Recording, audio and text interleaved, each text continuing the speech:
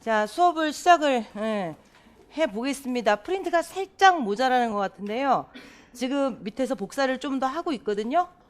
그래서 지금 뭐 오늘 첫날이라 오리엔테이션 하고 어쩌고저쩌고 하면은 그동안의 복사물이 좀 더 올라올 테니까 수업에는 지장이 별로 있겠죠, 뭐. 프린트가 지금 두 덩어리예요, 두 덩어리. 저기 옆에 써 있습니다.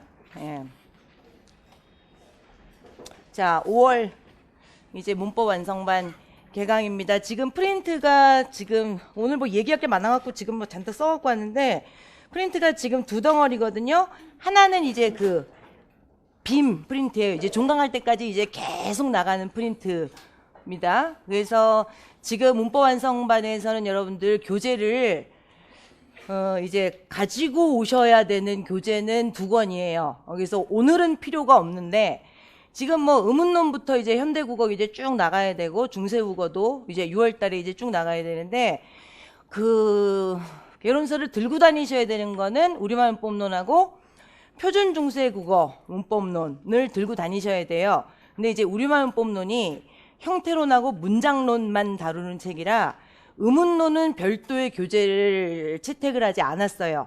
이제 의문론만 딱 쓰기 위해서 교재 채택을 할 수는 없으니까 의문론은 여러분들 이제 빔이 나가고 그리고 그 빔 위에 그 원본에 해당하는 그 프린트가 별도로 나가는 거죠.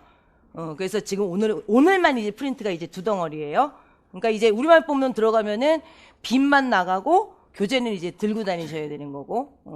그래서 이제 그 빔은 여러분들 언제나 그렇게 나가요. 빔은 여러분들 이때까지 수업을 들으셨던 분들은 좀 익숙하실 텐데 처음 들으시는 분들은 뭐가 앞에 이렇게 목차가 맞나 싶으실 텐데 지금 맨 앞에 위아래로 두 쪽 모아찍기 나간 세부 목차 있죠. 그거는 뜯어내셔야 돼요. 뜯어내셔가지고 수업 시간에 그거를 들고 보실 거예요. 그러니까 위아래로 뭐 접든 그냥 옆에다가 피고 보시든 그래서 가독성은 이게 좋아요. 이게 좋은데 요거하고 이제 똑같이 돼 있는 게 그 다음에 이제 그 정상 출력돼 있는 겁니다.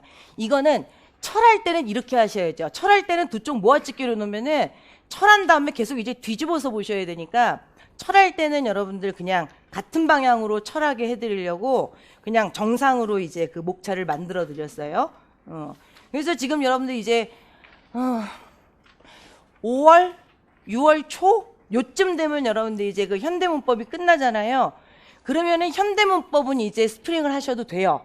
스프링을 하실 때에는 수업을 계속 들으셨던 분들은 저기 기본이론반 때 받은 것들까지 이제 철을 하셔도 되고 그 다음부터도 여러분들 그 현대문법에 대한 빔은 나오기는 이제 계속 나와요. 이제 그 7, 8, 9, 10, 11월이 여러분들 6주로 18주거든요. 18주인데 그게 그 기출서답반, 그러니까 기출문제 풀이하고 간단한 이제 문제 좀 푸는 거.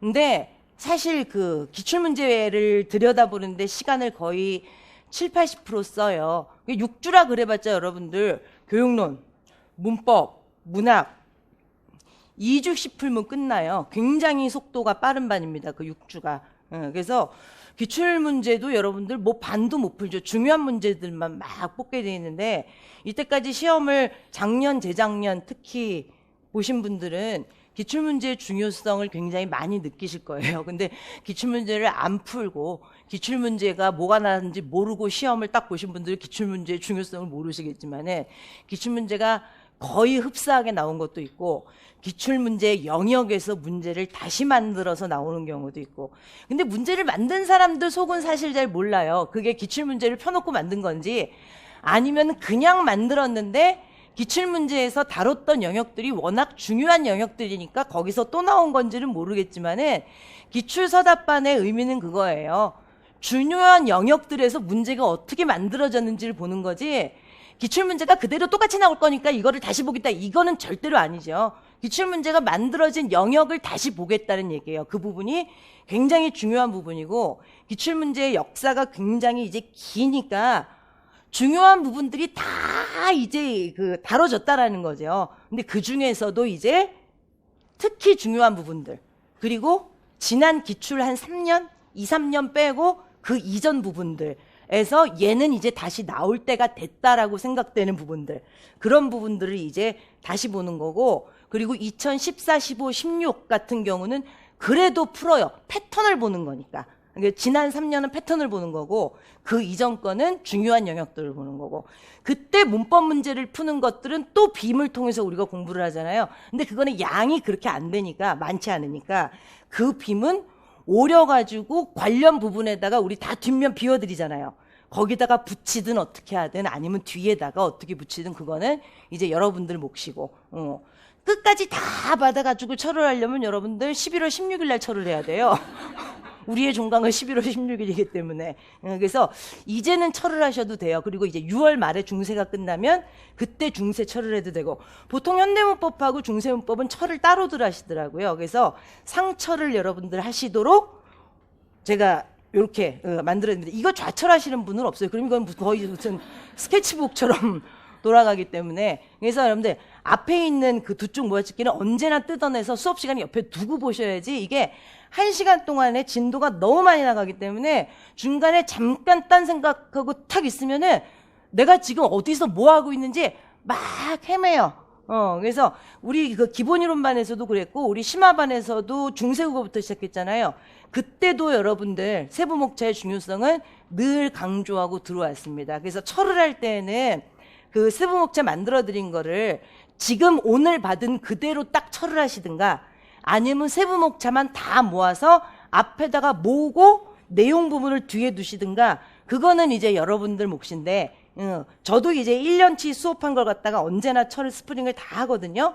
근데 저는 언제나 중간에 색지, 간지 끼워요. 안 그러면은 나중에 이걸 찾아보기가 굉장히 번거로워요. 어디서 이게 경계선이 끌어지는지 모르니까. 색지 사는데 여러분들 돈 많이 안 드니까, 또 색지는 이쁜 거, 파스텔 이런 거 하지 마세요. 정말 눈에 확 띄는 여러분들 그 무당집 같은 거 있죠. 그런 걸로 중간에 끼워야지 나중에 여러분들 찾아보기가 굉장히 좀 수월합니다. 그리고 이제 인근 카페나 지하철에서 비슷한 유형의 이 연료소축기를 보면은 묘한 동질감, 이런 것들이 생기고, 그냥 이제 그 복사해서 보시는 분들 주변에 있어요. 수업 시간에는 뭐 만나지 못했는데, 그리고 뭐 인강 듣는 분들하고는 안면이 없잖아요. 근데 이제 그냥 복사해서 공부하시는 분들도 있거든요. 그냥 스터디하면서 보시는 분들도 있는데, 이게 수업 시간에 이게 눈에 익지 않으면 효용성이 그렇게 크지가 않습니다. 이게.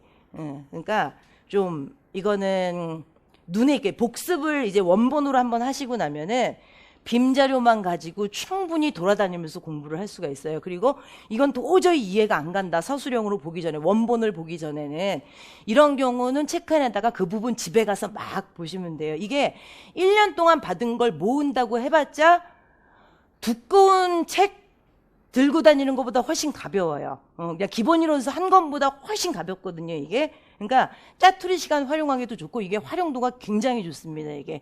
그리고 우리 그 원서에 있는 내용이 하나도 안 빠지고 다 들어간 상태예요. 내가 기분이 나쁘다가 한 뭉텅이 빼고 이런 짓 안 하거든요. 조사, 어미 빼고 다 들어간 상태고, 심지어 중간중간에 복습이 들어가고, 이해가 좀 안 갈 듯한 부분들은 다른 책을 갖고 들어와서 이해를 도와주게 중간중간에 다른 것들이 첨가가 되어 있는 상태이기 때문에 이게 활용도가 깨알 같은 자기 자랑이죠. 대단히 높습니다, 이게. 그리고 이거 빔을 만든 지 굉장히 오랜 세월이 흘렀기 때문에 편집력 대단히 우수하고, 그러니까 이제 여러분들을 위한다기보다 제가 수업을 편하게 하기 위해서 만든 거다 보니까 사실 뭐 누이 좋고 매부 좋은 거죠, 뭐. 그래서 이제 빔이 한 번 나갈 때는 3가지 구성이죠. 세부목차 하나, 그 다음에 이제 그 정상 출력 세부목차 하나, 그리고 나머지는 다 그거예요. 내용이에요. 근데 이제 그 차례 맞추기 위해서 여러분들 맨 앞칸, 그날 받은 빔 맨 앞칸 보면 이제 번호 매겨져 있고, 날짜만 써 있으면은 빔이 안 나가는 날도 있어요. 한 덩어리가 너무 두꺼운 거. 오늘 요게 빔이 마지막 페이지가 무슨 180 몇 페이지인가 그래요. 요게 이틀 반치예요. 이게 금요일까지 가요. 의문론에서 문제가 굉장히 많이 나오잖아요, 지금. 의문, 형태, 문장이 지금 다발이죠. 의미론도 요즘에 문장론만큼 나오는데, 보통 의문론에서 많이 나온다 그래봤자 2문제예요. 2문제인데 한 문제도 안 나오는 파트가 있으니까 2문제면 되게 많이 나오는 거잖아요. 근데 이제 180페이지 이 안에서 두 문제가 나온다고 생각하시면 되는 거니까. 근데 이게 두 문제면 여러분들 서술형 하나, 기입형 하나라고 치면 이게 6점이잖아요. 6점 안에 몇 명이 걸리는 거겠어요. 그러니까 이게 180페이지라 그래도 이게 아깝지 않은 부분이고, 그러면은 수목, 금 반을 쓰는 건데 이게 아깝지 않은 시간이죠. 그러면은 내일은 빔이 안 나가는 거 아니에요. 금요일은 난 나가요. 이제 우리말 뽑는 빔이 나가는 건데 날짜만 써놓으면은 이게 내가 뭘 받고 뭘 안 받은지 모르니까 요게 이제 5월 달에 빔 나갈 때까지는 옆에 계속 번호가 붙어요. 번호가 붙고 제가 안 까먹으면은 현대문법 마지막 빔에는 끝이라고 써드릴게요. 그러면은 번호 쫙 맞고 마지막에 끝이라고 써있으면 다 받았구나. 그리고 이제 철을 안정적으로 할 수 있으니까 그렇게 좀 구성을 하시면 되고, 나는 나이에 맞지 않게 노안이 일찍 와서 나 이거 도저히 못 보겠다 이러신 분들은 집에 가서, 여러분들은 직각이니까 그 아모르 그 직강 사이트에 들어가서 9쪽으로 다시 빼시면 됩니다. 근데 이게 눈에 너무 익으신 분들은 9쪽 받으면 막 당황하세요. 이게 왜 이렇게 큰가. 그리고 사실 이게 필기할 게 별로 없을 거예요. 웬만한 것들은 다 집어넣은 상태이기 때문에 얘를 좀 써야 되겠다 이런 분들은 연필로 살짝살짝 쓰시면 되고, 윗면 활용하시고 다른 종이에다 쓰시고, 다른 종이에다가 빈 페이지 쓰고 얘 쓰고, 웬만하면 집에 가서 정서하세요. 거기다가 막 중간에 쓰면은 나중에 후회해요. 그 다음 페이지에 있고 그 다음 페이지에 있고. 그래서 wen만하면은 지금 원본에다가는 손은 좀 안 대시는 게 나중에 공부하기 좀 편하십니다. 이게 너무 정신이 사나워져요. 빈틈이 별로 없기 때문에. 자, 한 덩어리는 지금 그거고, 나머지 한 덩어리는 중간에 그 의문론, 원본에 해당하는 페이지, 원본에 해당하는 그 지금 프린트가 있고, 맨 앞장에 여러분들 그 수강생 관리 카드하고 그게 있어요. 특별관리반 신청서, 요게 있고, 어제 잊어먹어가지고 맨 뒤에다가 우리 그 내공다지기 시험 범위표가 있습니다. 그러니까 맨 앞장하고 맨 뒷장하고 뜯어 내시면 됩니다요. 자, 오늘 드린 프린트 구성 말씀드렸습니다. 자, 그럼 이제 수강생 관리 카드는 이제 써서 내시면 되고, 특별관리반 신청서도 필요하신 분은 이제 써서 내시면 되고, 오케이. 그 다음에 이제 두 번째는 그 맨 뒷장에 있는 그 내공다지기 시험 범위표 있죠? 그거는 이제 3, 4월에 같이 이제 수업을 진행하셨던 분들은 이제 뭔지 다 아시는데, 올해 처음 그 공부를 시작하시는 분들 중에서 1, 2, 3, 4월에 집에서 은거하시다가 5월 달에 갑자기 튀어나오신 분은 없을 거라고 생각을 하고, 작년에 이제 공부를 쭉 하고 시험을 치시고 이제 집에서 자습을 하시다가 5월 달에 튀어나오신 분들은 내공다지기 시험 범위표가 뭔지 모르시는 분들을 위해서, 내공다지기 시험은 여러분들 이번 주 빼고 다음 주부터 종강할 때까지 수요일 목요일만 따지면은 14번이죠. 14번 시험을 칩니다요. 그래서 다음 주 수요일부터는 8시 55분 정도까지는 오셔야 돼요. 그래서 9시부터 9시 25분까지 딱 시험을 치고 9시 25분에 답지를 나눠드리고, 간단히 답지를 보고 낡은 구리거울 닦을 시간을 드리고, 9시 쉬는 시간 없이 9시 반에 딱 그냥 수업을 시작하게 돼 있어요. 이건 별도의 설명도 필요 없습니다. 그래서 이게 14번까지 시험지를 하고 답지를 딱 세트 구성을 하게 돼 있어요. 자, 이거는 왜 하느냐? 무조건 이거는 이제 교육론 시험만 치게 돼 있죠. 그래서 이거는 4월 종강할 때 이미 범위표를 드렸는데, 이제 오늘 이제 새로 나오신 분들에서 다시 드린 거고, 받으신 분들도 이제 뭐 다시 받으시면 되는 거고, 진도표 안에 이제 그 시험 범위가 이제 다 써 있고 해당 교재까지 다 써 있습니다. 이거는 여러분들 이제 교육과정에 했었어야 해당하는 우리 국어교육론 기본적으로 들어가고, 그러면 국어교육론이 들어가면은 국어교육론에 해당하는 아싸 1, 2, 3가 다 들어가게 돼 있고, 그리고 국어교육론의 모든 것까지, 그러니까 국어교육론에 해당하는 모든 교재를 지금 14번으로 나눠가지고 시험을 다 치게 돼 있는 거예요. 그래서 5, 6월이 이게 문법 완성반이라는 수업이잖아요. 그러니까 5, 6월은 우리가 문법에 굉장히 이제 매진하는 달이니까 교육론에 대해서 정신줄을 놓게 되기 때문에 14번으로 범위를 나눠가지고 스스로 막 공부를 해서 7월 달에 문제 풀기 시작할 때 이제 불편함이 없도록 만들자는 건데, 여러분들이 무슨 고등학생도 아니고 막 잔소리를 하지 않아도 범위를 나눠서 잘 쫓아오실 걸로 생각을 해요. 근데 뭐 이게 그 시험이라는 제도를 통하지 않아도 스트레스를 적당히 받아가면서 이제 잘 쫓아오실 거라고 생각을 하지만 제가 이제 그 의도하는 거는 그래도 9시부터 시험이다 그러면은 그날 아침에 적어도 2~3시간은 미친 듯이 막 볼 거라는 거죠. 근데 그게 굉장히 효과가 높거든요. 근데 이제 성품이 워낙 넉넉하신 분들은 9시부터 시험이야? 뭐 이러고 지나갈 수도 있지만은 그게 시험이 임박하고 이런 상태에서 스트레스를 안 받을 수가 없거든요. 그래서 이거는 여러분들 그냥 쭉 일주일 동안 쭉 잊어먹고 있다가 그냥 하루 정도 날을 잡아서 수요일, 목요일 시험이니까 월요일이나 화요일 날 시간을 정해서 한번 공부를 하시고 수요일 시험에 대해서는 수요일 날 아침에 한 2~3시간 시간을 내서 막 보고 근데 그 2~3시간 갖고는 안 돼요. 그냥 월요일이나 화요일 날 수요일, 목요일 시험범위에 대해서 한 번은 그냥 진득하게 앉아서 봐야 돼요. 그리고 수요일 날 아침에 2~3시간 시간 내서 그날 시험범위에 대해서 막 여러 번 봐야 되고 목요일 날 아침에 또 막 봐야 되고 그럼 여러분들 생각을 해보세요. 그러면은 수요일 아침, 목요일 아침에 한 2~3시간씩 본다고 치면은 수목 합쳐가지고 아침에만 보는 시간이 6시간. 근데 수요일, 목요일 그 시험 범위가 그 또 장난이 아니거든요. 그게. 그러면 월요일이나 화요일이나 근데 일요일 날 공부한 건 기억이 안 나. 그러면은 월요일이나 화요일 날 그 범위를 다 보려면 여러분들 그거 몇 시간 걸려요. 6~7시간 걸려요. 그러면은 최소 일주일에 그 교육론 공부를 한 10시간은 해야 되는 거예요.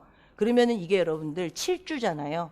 그러면은 여러분들 한 70시간 정도면 근데 그건 계산이죠, 계산. 그거보다 더 걸린단 말이야. 근데 그 정도 투자하면 굉장히 많이 하는 거죠. 굉장히 많이 하는 거고 그거를 디딤돌로 삼아서 그게 이제 자양분이 되는 거잖아요. 그러고 나서 시험 칠 때까지 공부 안 하는 거 아니잖아요. 그게 이제 딱 디딤돌이 되고 자양분이 돼가지고 7월부터 그거를 이제 디딤돌로 삼아서 그걸 딛고 막 올라가는 거잖아요. 근데 이제 그렇게 미친 듯이 막 한 번 하면은 7월부터 굉장히 수월하게 이제 또 막 발전할 수가 있는데 그걸 안 해놓으면 계속 헤매고 스트레스 받는 거예요. 그리고 교육론이 발목 잡는 거죠. 대학 갈 때 여러분들과 언어 영역이랑 비슷한 거예요. 언어 영역이 뭔가 되게 할 게 없는 것 같은데 대학 갈 때 걔가 발목을 좀 잡죠. 아무리 열심히 해도 안 올라가요. 그게 해놓은 게 없어가지고. 이게 문법은 여러분들 좋은 날 받아가지고 한 파트를 열심히 하면 그 부분은 나중에 딱 보장을 받아요. 그게 문학도 그런 면이 좀 있어요. 현대문학은 참 팔자다 이럴 수도 있는데 고전문학 같은 경우는 일주일 동안 좋은 줄을 정해가지고 내가 고려가야만 드립다 한다. 그럼 그건 다 맞아요, 진짜. 근데 교육론은 그게 안 돼요. 그게 정말 가랑비에 옷 젖는단 말을 이럴 때 써야 되는지 모르겠지만 교육론은 계속해서 가랑비에 옷 젖듯이 계속 보는 힘이 좀 있어야 되거든요. 그러니까 교육론이 현대문학스러운 게 좀 있어요. 이게 갑자기 안 되는 파트예요. 이게 좀 체화돼야 돼요. 뭔가 보는 법을 알아야 되고 자연스러워질 시간이 좀 필요한. 여러분들 친구 결혼식 날 아침에 갑자기 팡하고 결혼식 가면 얼마나 촌스러운지 알죠? 그게 풀리고 좀 나한테 맞는 시간이 좀 필요해요. 그게. 그게 여러분들 그 오디오 이런 것도 그렇다 그러대요. 바로 위에 언니가 지난주에 용산 가서 한 100만 원 정도를 투자해서 자기가 오디오를 사려고 가는 길에 뭘 사려고 청담동에 잠깐 들렸는데 자기가 예상한 금액의 9배짜리 오디오가 있는데 그럼 얼마예요 도대체? 소리가 너무 좋아서 안 살 수가 없었다고. 그래서 자기 집에 있는 싱크대랑 장롱이랑 침대랑 책상이랑 다 합쳐봤자 그 오디오 값이 안 나오는데 자기가 질렀대요 그거를. 그래갖고 그럼 그 오디오를 틀면 가수들이 나와서 노래를 해주냐고. 그랬더니 그거는 1,000만 원이 넘을 때 얘기고 1,000만 원이 안 넘으니까 상반신만 나와서 노래를 해준다고. 설치를 하러 온 기사님이 그러더래요. 이거는 설치를 하고 음악을 들으면 들을수록 노랫소리가 좋아진다고. 지금은 자기가 보기엔 노랫소리가 안 좋다고. 그래서 왜요? 그랬더니 이게 공기하고 이 안에 음악 소리랑 계속 부딪혀서 아파트 안에 공기끼를 만든대요. 몇 달이 지나면. 근데 그게 사람 눈에는 안 보이고 증명이 안 되잖아요. 그게 매장 안에서는 몇 년 동안 얘네들이 부딪혀가지고 공기의 길을 만들어놨기 때문에 지나가는 사람들이 이걸 안 살 수가 없는 거라고. 소리가 너무 좋아서. 근데 자기가 보기에는 지금 이건 소음이라고. 언니는 옆에서 기절하겠는데 소리가 너무 좋아서. 근데 이게 공간이 좁기 때문에 한 두어 달이면 공기길이 금방 생길 거라고 그러더래요. 근데 그게 눈에 보이지 않고 증명이 안 되는 거잖아요. 근데 전문가는 그게 귀에 들린대요, 금방. 근데 그게 눈에 보이지 않는 싸움이잖아요. 오디오의 소리가 아파트 안에 마루에 있는 공기하고 부딪혀서 공기의 길이 만들어져서 음질이 훨씬 좋아진다라는 게 전문가들이 하는 말이니까 믿어야 되는데 그게 참 눈에 보이지 않는 거니까 답답한 거듯이 교육론 공부를 하고 현대문학 공부를 할 때에도 이게 눈에 보이지 않는 거지만은 늘 해야 몸에 익어서 문제를 풀 때 실수 없이 자연스럽게 풀 수 있다라는 것도 참 여러분들보다는 제가 공부를 질적으로는 몰라도 아주 오랫동안 했으니까 믿어줘야 되는 건데 정말 그렇게 써 나는 벼락치기가 최고야 내 인생에는 벼락밖에 없어 이러시면은 안 돼요. 이러시면 내년에 또 봐야 돼요. 여기서 이게 공부를 갑자기 한 사람은 시험 치러 가서 이게 뭐지? 왜 묻지? 이렇게 돼요. 근데 공부를 오랫동안에 아주 그냥 자연스럽게 오래 하신 분들은 이게 뭐지? 이걸 왜 묻지? 이게 아니라 이런 걸 왜 물어? 당연한 걸? 이런 걸 왜 물어? 에 대한 어감이 달라요. 이런 걸 왜 묻지 도대체? 이게 뭐야? 이게 아니라 이런 걸 왜 묻니? 자연스럽게. 그냥 이게 굉장히 질이 달라지는 거예요. 이 교육론 공부를 한순간도 안 놓게 만들어 버리려고 1, 2, 3, 4, 5, 6월 작전을 계속 달리해서 가는 겁니다. 그래서 5, 6월 달에 교육론 수업은 없지만 그 어느 때보다 많이 하게 만드는 거예요. 모든 범위를 한 번씩 다 보게 만드는 거고 7, 8, 9, 10, 11호는 안 할 수 없잖아요. 계속 문제 풀어야 되니까 그때는 문제 풀면서 본인이 찾아가면서 이제 문제를 풀도록 만들어 버리는 겁니다. 그래서 1, 2, 3, 4월에 계속 우리 수업을 같이 진행해 주신 분들은 모든 책이 다 있어요. 모든 책이 다 있어서 그냥 쫓아오시면 되는데 1, 2, 3, 4는 수업을 같이 안 하신 분들은 어떡하겠어요. 교재를 구입을 하셔가지고 공부를 하셔야죠. 어쩔 수 없죠. 근데 지금 제가 생각해도 거기에 쓸데없는 교재는 아무것도 없어요. 일단 국어교육론은 안 사셔도 되죠. 교육과정에서 썼으니까. 국어교육론의 모든 것은 지금 6개월 남았잖아요. 그래도 그 책은 사도 아깝지 않아요. 거기는 쓸데없는 자료는 아무것도 없으니까. 굉장히 공신력 있는 책들에서 시험에 나올 만한 파트들을 다 딴 거기 때문에 6개월 남았지만 그거는 정말 아깝지 않은 책이고 아싸 1, 2, 3에 들어가 있는 교과서하고 지도서를 다 사시려면 그거는 100만 원 들어요. 근데 그거를 발췌해 놓은 거기 때문에 이 시험 14번을 무시하실 분이면 그냥 늘 9시 반에 오실 분이면은 뭐 안 사도 되겠지만 나 같으면 사서 그냥 공부하겠습니다. 근데 그 아싸 1, 2, 3를 요약해 놓은 자료는 3, 4월에 종강하실 때 다 받으셨고 그리고 5, 6월에 갑자기 뛰어 들어오신 분들을 위해서 여분이 있어요. 그래서 그 책을 못 받으신 분은 오늘 그 점심시간, 간식시간이나 수업 끝나고 내려가서 받으시면 되는데 수강증을 갖고 내려가셔야 돼요. 수강증을 갖고 내려가시면은 정말 미안하지만은 3, 4월을 수강생이 아님을 증명을 하고 받으셔야 돼요. 밑에서 지금 다 명단을 출력을 해서 3, 4월 인강생들도 다 받으셨거든요. 그거는 합격 선물 미리 드린다고 치고 배송료도 저하고 학원하고 다 부담해서 무료로 배송을 해드렸어요. 그래서 인강생도 아니고 직강생도 아니었음을 명단을 대조하고 그냥 드리게 돼 있으니까 그냥 가서 두 번째 받으시는 거죠. 이런 말을 들으시면은 좀 개강날 기분이 상하잖아요. 그러니까 진짜 안 받으신 분들만 가서 받으셔야 되고 지난번에 받으셨는데 우리 집 개가 다 뜯었어요. 뭐 이런 분은 뜯은 거 인증샷 사진 찍어가지고 가서 말씀드리면은 주실 거예요. 그거 뭐 어떡하겠어요, 그런 거는. 그거는 간단한 이제 그 사진 뭐 이런 것들을 좀 보여주시면. 근데 이거 굉장히 2권 받고 싶어 하시더라고요. 근데 그러면은 이게 한두 끝도 없어요. 이게 여분이 별로 많지가 않기 때문에. 그리고 5, 6월 달에 이제 인강 처음 듣는 분들은 이거는 정말 미안하지만은 무료 배송은 4월에 끝났기 때문에 제가 만수르도 아니고 그래서 만수르는 여러분들 다 무료 배송이래요. 뭘 사면. 아이고 제품을 구입해 주신 것도 고마운데 뭘 배송비까지 받냐고 국제 우편비도 다 만수르는 뭐 부담을 한다는데 저는 천수르도 아니고 백수르도 아닌 관계로 5월 달부터는 인강 듣는 분들은 배송비는 부담을 하는 걸로 학원이랑 저랑 배송비도 다 이게 뿜빠이에서 내기 때문에 학원에다가도 계속 배송료 반 내주세요 이러기가 좀 그래갖고 5월부터는 그 책자 요약본 받고 싶으신 분들은 그 배송비는 부담하는 걸로 어쨌든 다 합의가 된 상태입니다. 어쨌든 책자 없는 분들은 내려가서 이렇게 촥 보고 마음에 안 들면은 그냥 안 받으시면 돼요. 안 받으시면 되고 어쨌든 직강생 여러분들은 배송비가 없으니까 뭐고 없으니까 그냥 내려가서 그 증명만 하시고 받고 그걸로 이제 뭐 공부하셔야 되는데 그것만 보고 공부가 될지는 잘 모르겠어요.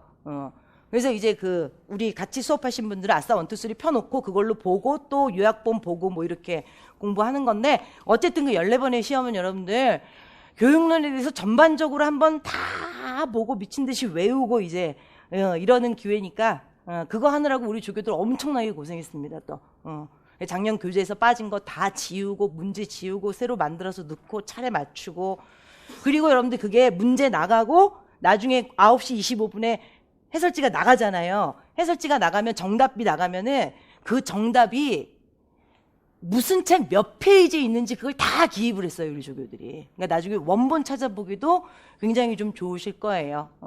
어쨌든 여러분들 두 번째 거 이제 내공 다지기 시험 말씀드렸고, 그 다음 이제 여러분들 세 번째가 뭐냐면은요, 현대문법 특강. 입니다. 이거는 이제 연초에 공지를 드린 거예요. 그래서 지금 중세국어 문법 특강이 5월 8일 날 내려갔죠. 현대문법 특강이 5월 9일 날 올라간다고 말씀을 드렸어요. 말씀을 드렸는데 뭐 안 들으셨겠죠. 근데 지금이 5월 11일이죠. 그러니까 이틀이 날아간 건데 아예 뭐 상관은 없어요. 상관은 전혀 없을 거고 오늘부터 들으시면 되는데 직강 들으시는 여러분들은 어디서 신청한다? IT층? IT층 들어가서 신청하시면 돼요. 신청해서 그냥 들으시면 되는데 얘는 6월 30일 날 다 내려가요. 6월 30일 날 내려갑니다. 그래서 여러분들이 이거를 현실적으로 다 들을 수 있나 제가 계산을 해봤더니 너무 잘 들을 수 있어요.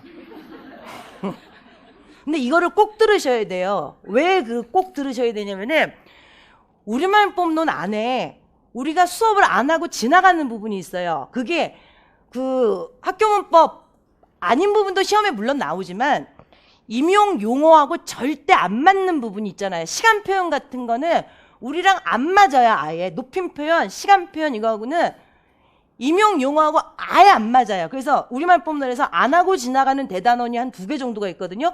그거는 나차현 선생님 책으로 완전 대치를 해요. 근데 지금 현대문법 특강을 통으로 드린 마당에 그거를 이 책으로 또 수업을 할 수는 없잖아요. 그래서 원래는 했어요. 그냥 현대문법 특강은 현대문법 특강대로 돌아가고 수업을 했는데 그러니까 이걸 계획을 세워서 듣다 보면은 같은 수업을 2번 들을 때도 있는 거죠. 그 주에. 근데 이때까지 그런 일이 없었던 이유는 뭐냐면은 작년 수업 들었던 분들은 기억이 나실 거예요. 이게 작년에는 여러분들 현대문법 특강하고 중세국어 특강을 갖다가 연초에 그 재수생들 이런 말씀 안 되는데 모르겠다. 구제책으로 실력이 굉장히 뛰어난데 왜 시험이라는 건 운이 굉장히 따르잖아요. 그래서 뭐 기본 이론반 난 이런 거 들을 필요도 없는데 근데 그런 게 있죠. 수업을 안 듣고 있으면 또 되게 불안해. 그리고 혼자 하기는 또 되게 지쳐. 그러니까 수업을 들으면서 확인하고 싶은 그냥 근데 기본 이론반을 또 듣는 건 내가 봐도 되게 소모적이야. 그러니까 놀지는 말고 문법이라도 한번 정리를 해라. 이런 의미에서 그 연초에 그 100일 선물 이런 걸 드렸어요. 현대국어 특강이랑 중세국어 특강을. 그러면 그게 1, 2, 3월 뭐 설 특집으로 이렇게 나갔을 거 아니에요. 그게 끝나고 문법 특강을 그 5, 6월 문법 완성반을 했으니까 겹치진 않았을 거 아니에요. 그럼 이제 그걸 못 들은 분들도 있었을 테니까 나차현 선생님 책에서 시간 표현하고 높임 표현 이걸 수업을 또 했겠죠. 근데 이번엔 이게 완전히 겹치잖아요. 완전히 겹치니까 우리말법론에서 시간 표현하고 높임 표현 안 하고 이걸로 그냥 대치하면 되는 거지. 이건 이거대로 돌아가는데 나차현 선생님 책에서 시간 표현하고 높임 표현을 여기서 또 수업을 할 필요는 없죠. 그럼 이거 계획 세워서 보이시는 분들은 같은 주에 똑같은 거 2번 들을 수도 있잖아요. 그럴 필요가 없는 거죠. 그러니까 현대문법 특강을 꼭 들으시고 나는 시간이 없어 도저히 못 듣겠다 이러신 분들은 시간 표현하고 높임 표현은 꼭 들어야 되는 거예요. 그러니까 이번에는 이게 묘하게 지금 겹치게 돼 있으니까 우리말법로 진도 나가면서 우리말법 안에서 시간 표현 높임 표현은 아예 안 하거든요. 그 부분은 하면 안 돼요. 아예 안 맞아요, 임용이랑. 그래서 그럴 때는 나차현 선생님 책에서 뽑아서 하게 돼 있는데 이거는 이거대로 돌아가게 돼 있으니까 시간 표현 높임 표현은 그냥 안 하고 얘로 대치하게 돼 있습니다. 이게 근데 얘가 굉장히 쓸모 있어요.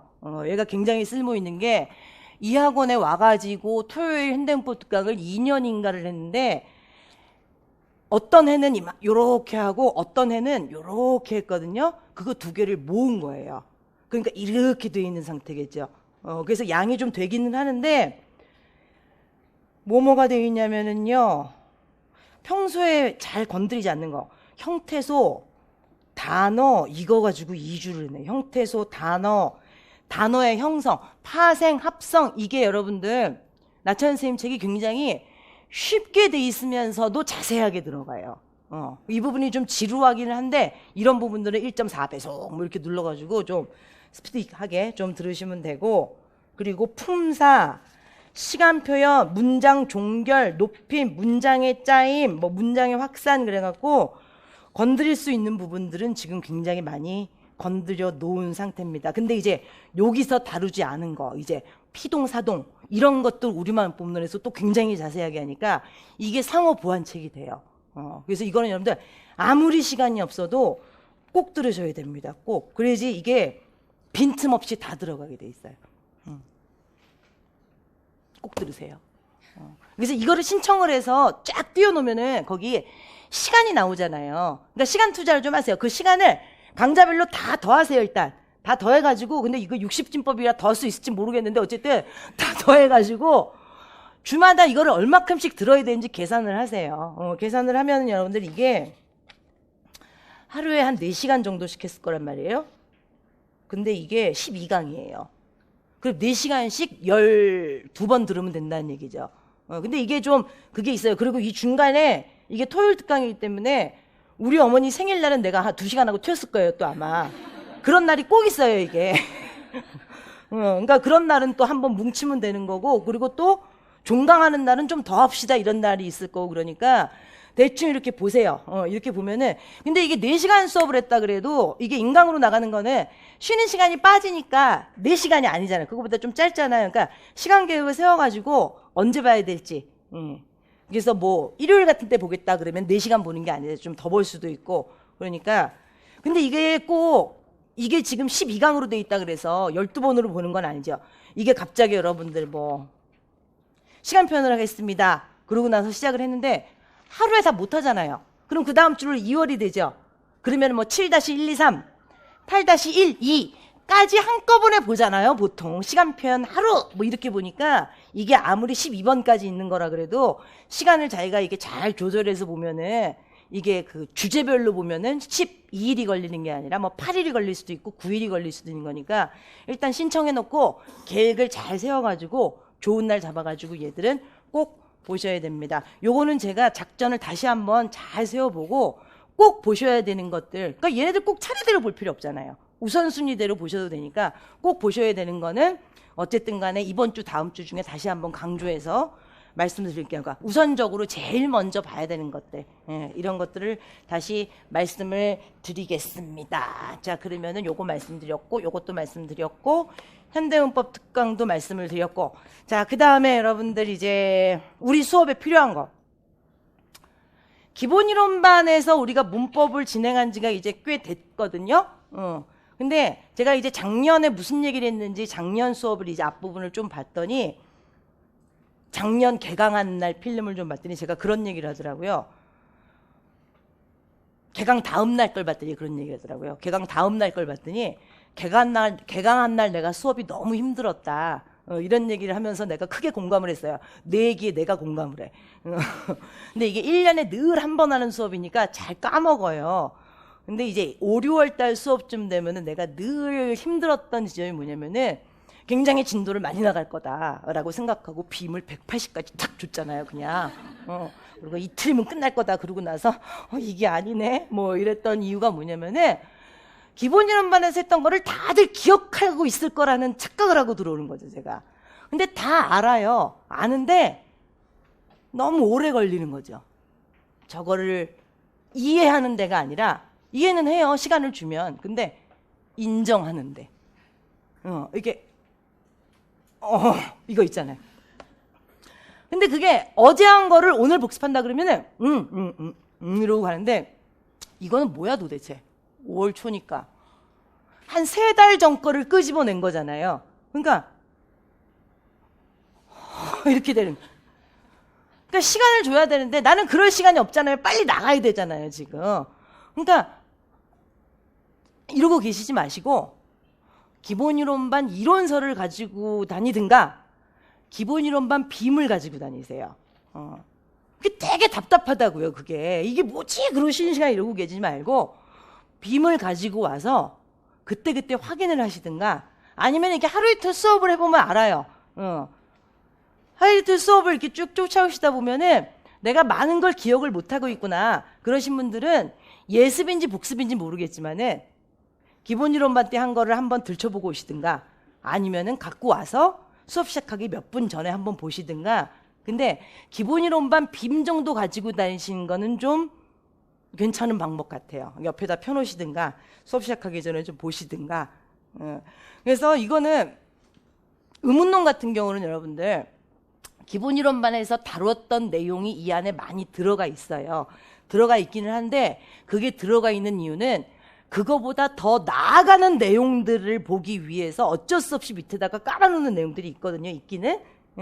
있긴 있는데 그것들을 잘 출력들은 못 하시더라고요. 그러니까 그거를 한번 이제 보고 오시라는 거는 꼭 봐야 되는 건 아닌데 그걸 보고 오시라는 거는 이후 펼쳐질 수업에 대한 예습인지 아니면 이전 기본이론반 내용에 대한 복습인지 모르겠어요. 뭐 둘 다일 수도 있겠지만은 오늘 수업을 한번 같이 해보시고 나는 괜찮다, 좀 속도가 괜찮다 그러신 분들은 계속 그냥 오시면 되는 거고 난 너무 버겁다, 나는 저 속도를 도대체 감당을 못하겠다 그러신 분들은 은밀히 집에서 좀 미리 한번 훑고 오셔야지 좀 속도가 좀 맞으실 거예요 아마. 기본이론반 빔 정도는 좀 들고 다니셔야 좀 수월할 겁니다. 옆 사람한테 계속 물어보는 것도 한계가 있으니까 살짝 쉬는 시간에 좀 찾아보셔야 되지 않을까 싶어요. 자, 필요하신 분들은 좀 들고 다니시고, 그리고 이거는 우리 카메라 선생님하고 우리 조교들의 부탁인데 수업 중에 들어오시는 분들은 그 쉬는 시간이 시작되기 이전에는 아예 그냥 이쪽에 앉으세요. 카메라 넘나 들고 이쪽으로 오지 마시고. 그거는 아예 그냥 약속을 하시죠. 그게 카메라 선생님도 굉장히 난감하고 밑에 그 편집하시는 분들은 굉장히 난감한 문제래요, 그게. 그리고 수업이 시작한 다음에 들어오시는데 왜 이렇게 당당하신지 뻣뻣 이러고 포복해서 들어오시면 상관이 없는데 포복의 기준이 다르기 때문에 이게 다 잡힌다네요. 그래서 그건 굉장히 여러 사람이 난감한 문제랍니다. 그러니까 수업이 시작한 다음에 들어오시는 분들은 카메라가 여기 딱 저 기준으로 뒤에 있잖아요. 그냥 이쪽에 앉으세요. 중앙선 넘어오지 마시고. 그 이쪽에 여러분들 잘생긴 남자와 잘생긴 여자가 있는 것도 아니잖아요. 왜 굳이 이 선을 넘어오셔야 되는지. 그거는 뭐냐, 무조건 이쪽에 앉으셨다가 쉬는 시간 기준으로 이사 오세요, 그냥. 아니면 꼭 이쪽에 앉아겠다. 그러면은 정말 바닥을 기우시든가. 근데 그거를 제가 수업 시간에 누가 들어오고 나가는지 저는 진짜 안 보여요. 진짜 안 보이니까 일일이 제가 뭐 어떻게 숙이세요, 어떻게 하세요, 뭐 그럴 수는 없으니까. 수업 시간에 나가시는 분이 또 문제가 있구나. 수업 시간에 나가실 분은요, 크게 놓으세요, 카메라 뒤로. 이게 여러분들 숙여달라는 게 어느 정도 숙여야 카메라에 안 잡히는지. 잡히니? 안 잡혀? 그게 그게요, 저 카메라가 여러분들 어디까지 잡냐면은 여기까지 잡아요.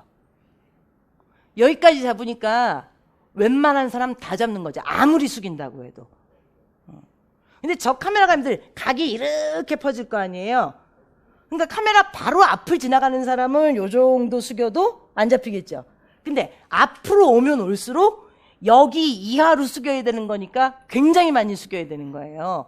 그러니까 본인은 웬만하면 안 잡힐 거라고 생각하고 어느 정도 숙이고 지나가는데 이게 여러분들 요 앞을 지나갈 때는 정말 카메라에 머리가 이만하게 잡히는 거잖아요. 근데 그게 여러분들 인강생 여러분들은 그게 굉장히 큰 문제인가 봐요. 근데 그게 요쪽에서 이만큼이 잡힌다 그러면 필기가 이만큼이 가려지는 거예요. 근데 그게 또 결정적인 거다. 그러면 여러분들이 밑에 사무실에서는 어떤 작업을 해야 되는지 아시죠? 자막을 달아야 돼요, 거기다가. 굉장히 번거로운 작업이에요, 그게. 나 하나 숙였는데 뭐 좀 잡혔다고 그게 무슨 문제? 엄청난 문제예요. 카메라 쌤은 카메라 쌤대로 내려가서 좀 그렇긴 하지만은 한 소리 들어야 되고 밑에 직원들 이게 선생님이 몇 분이에요 지금 이 학원에. 근데 여러분들 IT 직원은 여러분들 그렇게 많지 않잖아요. 그걸 필름을 처음부터 끝까지 확인을 다 해가지고 어느 머리가 잡혔나를 확인해가지고 거기다 자막을 일일이 달아야 되고 그걸 일일이 확인해야 되는데 뭐 하나 걸릴 때마다 너무 번거로운 작업이 되는 거잖아요. 그러니까 이제 같이 사는 사회, 더불어 사는 사회니까 약속을 딱 해서 들어오시는 분은 일단 쉬는 시간 기준으로 이쪽에 앉으시고 나가시는 분은 원을 크게 그려가지고 화장실 가고 싶어 죽겠는데 어떻게 해요 그거는. 뭐 배가 고파 죽겠는데 뭐 죽을 순 없잖아요 거기서. 카메라 뒤로 크게 놓으세요. 그러면 이제 카메라 선생님도 좋고 여기도 좋고 그리고 밑에 직원분들도 크게 신경 안 써서 좋고 더불어 사는 삶입니다. 그거를 좀 간곡히 부탁을 드리고 그리고 이제 진짜 뭐 사소한 듯하지만 굉장히 중요한 문제는 우리의 점심시간 입니다. 우리가 시험 치러 가서 점심시간이 없잖아요. 그거를 우리가 평소에 늘 연습을 해야 되니까 점심시간은 여러분들 이게 문법은 좀 자주 쉬어야 되잖아요. 머리가 너무 아프니까 자주 쉬어야 되니까 점심시간은 여러분들 그 뭐 때와 상황에 따라 좀 다르겠지만은 점심시간은 그냥 30분만 쓸게요. 30분에서 그날 뭐 많이 힘들면은 35분, 40분 뭐 이 정도인데 30분 정도 쓰고 오후에 또 좀 15분씩 쉬고 그래서 그날의 상황에 따라 다르겠지만은 4시 정도에 끝내드리겠습니다. 근데 뭐 너무 힘들면 그 전에 끝낼 수도 있고 하던 걸 좀 마저 해야 되겠다 싶으면은 그냥 뒤로 조금 더 할 수도 있겠지만은 4시 기준으로 좀 정리를 하겠습니다요. 그리고 이제 마지막으로 금요일날 문학이 걸려 있잖아요. 이제 문학이 이제 다시 시작이 되는데 문학은 여러분들 이제 3, 4월에 우리가 이제 할 게 너무 많아가지고 문학을 잠깐 이제 쉬면서 인강으로 다 뭔가 보강 처리를 할 때 현대문학을 이제 집중적으로 드렸기 때문에 5, 6월은 이제 다시 고전문학으로 들어왔거든요. 그래서 고전 시가하고 고전 산문을 이제 한 달씩 할 텐데요. 고전 시가부터 가지고 오시면 돼요. 이제 고전 시가부터. 근데 문학은 여러분들 고전이란다. 문학만 들으시는 분들이 있기 때문에 9시부터 시작을 할 거고 역시 문학도 보강이 나가니까 여러분들 공부할 거 사실 너무 많다. 그죠? 현대문법도 지금 보강 보셔야 되고 문학도 보강 보셔야 되는데 아이고 공부할 거 되게 많긴 하네요. 근데 이제 금요일날 오후에도 우리가 문법을 마저 해야 되잖아요. 그래서 문학은 9시부터 12시까지만 할 거예요. 9시부터 12시까지만 할 거고 점심시간 쓰고 오후에 문법을 마저 나갈 건데 뭐 보강 정상적으로 또 나가고 지금 근데 이제 그 진도표를 제가 이제 하나하나 이제 그 작품 우리가 직강에서 한 거하고 인강으로 나간 거하고 지금 다 줄을 치면서 오다 보니까 지금 고전에서 손을 못 댄 게 뭐냐면은 고려가요 손을 못 댔고 가사 손을 못 댔어요. 아예. 갖고 지금 5월 달에 집중적으로 고려가요하고 가사를 해야 되는데 일단 딱 수업이 시작하면은 가사를 일단 하고 그리고 남는 짜투리 시간에 고려가요를 하나씩 할 거예요. 그러니까 고려가요는 하루에 몰아가지고 확 할 수 있는데 가사는 몰아가지고 할 수가 없잖아요. 그러니까 가사는 큰 걸 하고 남는 시간에 고려가요를 그냥 한두 개씩 할 거거든요. 그러니까 여러분들 이것도 필기하는데 미치거든요. 가사는 이렇게 넓게 보고 흐름을 타야지 그 필기하기 시작하면 정신 하나도 없어요. 그러니까 여기는 학교가 아니잖아요. 그러니까 최대한의 효율성을 득하기 위해서 필요하신 분은 자습서 들고 오세요. 그냥 복사를 하든가 자습서도 다 들고 다니면 어깨 빠져요. 가뜩이나 들고 다닐 거 많은데. 그러니까 시작은 여러분들 정철 3종 세트부터 할 거거든요. 관동별거 3인곡, 송민곡이 딱 정철이 나올 때가 된 것 같아요. 다시. 그래서 관동묘고 3인국 송명부터 할 거니까 필기 방지용이에요. 그 낱말 뜻 적고 있고 이런 게 제가 하등 쓸모가 없는데 낱말 뜻을 모르면 또 이게 또 독해가 안 돼요. 근데 그걸 쓰고 있는 건 너무 소모적이에요. 근데 우리는 지금 여러분들 중간고사, 기말고사 치는 고등학생이 아니기 때문에 그리고 여기서 지금 고등학생들의 자세, 지금 이런 것들을 수업받는 학생들의 태도 이런 걸 논할 때가 아니죠. 빨리빨리 보고 지금 시험 대비하고 빨리 지금 현장에 나가야 되니까 자습서 들고 온다고 뭐라 그래서 아무도 없어요. 그러니까 필기하는 시간을 줄이기 위해서 자습서 복사해서 옆에다 펴놓고 있던 자습서를 들고 오고 옆에다 있다 아무 소리 안 할 테니까 수업의 효율성을 위해서 필요하신 분들은 낱말 뜻 다 써있는 거 옆에다가 그냥 펴놓고 있는 게 장땡이에요. 그럴 때에는. 근데 나는 웬만큼 다 알고 있다. 뭐 자습서 따위 옆에다 펴놓냐 이런 분들은 그냥 우리 교재 들고 오셔도 되고 그거는 여러분들이 그냥 몽땅 알아서 하시면 됩니다. 아니면 필기 다 돼 있는 책을 어디서 구해갖고 와서 그냥 넓게 보시면 되고 낱말 뜻 그냥 옮겨 쓸 시간만 아끼시면 돼요. 그냥 알아서 하시면 돼요. 알아서. 가사할 때는 그게 필요해요. 고려가요야 뭐 길어봤자 이만큼이니까 낱말 뜻 받아쓰고 있어봤자 내가 아무 일도 안 하는데 관동별고 그거 여러분들 낱말 뜻 받아쓰고 있으면은 너무 어이가 없어요. 그거 아무것도 못해요. 그렇게 되면 가사할 때는. 가사 조선 전기가사 후기가사부터 이제 쭉 훑으니까 5월달은 여러분들 다 그렇게 갈 거예요 아마. 가사하고 고려가요하고 뭐 가사하고 뭐 중요한시하고 이렇게 될 테니까 좀 효율성을 득하시기 바랍니다. 그리고 정철가사 끝나고 나서는 여러분들 다들 뭐 조선 후기가사에서 뭐 박일로 가사 뭐 이렇게 될 테니까 가사 부분만 여러분들 뭔가를 좀 들고 다니시면서 효율성을 좀 득하시면 됩니다. 자 그러면은 끝났습니다. 그 여러분들이 잊어버리셨을지는 모르겠는데 1, 2월 수업이 끝난 다음에 그 3, 4월 수업 들어가기 전에 그 한 주 있죠. 그때 맞춤법 특강이 나갔어요. 그게 기억을 꼭 하셨으면 좋겠습니다. 왜냐하면 요거 할 때 맞춤법 얘기가 계속 나와요. 나는 모르는 일이요 이러시면 안 돼요. 필요하면 나중에 맞춤법 특강은 한번 다시 돌려드릴 텐데 돌려드리면 뭐예요? 들을 시간이 없는데 지금. 필요할 때마다 계속 드리면 그 급체하죠 급체. 그러니까 나중에 그 시간을 봐가지고 다시 한번 돌려드리든지 하겠습니다. 자 그러면 이제 본격적으로 이제 진도를 한번 나가 볼게요. 자 건우야 그거 왔니 프린트? 왔어? 프린트 2덩어리 못 받으신 분 없어요? 잠깐만요 까먹었어요. 뭘 까먹었느냐면 뒷면에 있는 걸 까먹었네. 특별관리반 지금 여러분들 요거 원래 우리 30명짜리인데 특별관리반이 5, 6월 달에만 40명으로 늘어요. 요게 여러분들 5, 6월 달은 문법이 외울 게 굉장히 많기 때문에 그리고 문제를 그렇게 막 서술형을 길게 안 내고 단답형으로 나가고 이런 게 많아서 채점도 좀 수월하게 하고 그래서 모집 인원을 갖다가 총원을 40명으로 둬가지고 기존에 살아남은 사람 21명인가 보네 그러면은 그래서 모집 인원을 19명으로 한대요. 신청 마감은 금요일 1교시 쉬는 시간 입니다. 그리고 추첨은 금요일 보강 그러니까 점심 먹고 나서 하고 시험은 여러분들 이번 주에 진도를 꽤 많이 나가기 때문에 다음 주 월요일 2시 반부터예요.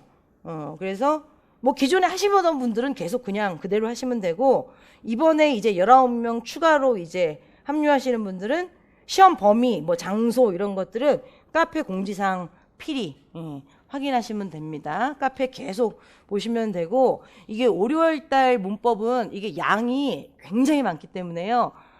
이거 나 혼자서는 도저히 강제력을 동원해야지 나 혼자서는 도저히 이거 못 쫓아가겠다 이러신 분들은 나름 활용도가 높습니다. 5, 6월 달은 활용하실 분들은 적극적으로 활용을 하시고 어쨌든 신청서 써가지고 금요일 1교시까지 내시면 돼요. 오늘 내셔도 되고. 자, 됐습니다. 이제 의문론 들어갑니다요. 실제로 여러분들 지금 요 프린트 드렸거든요.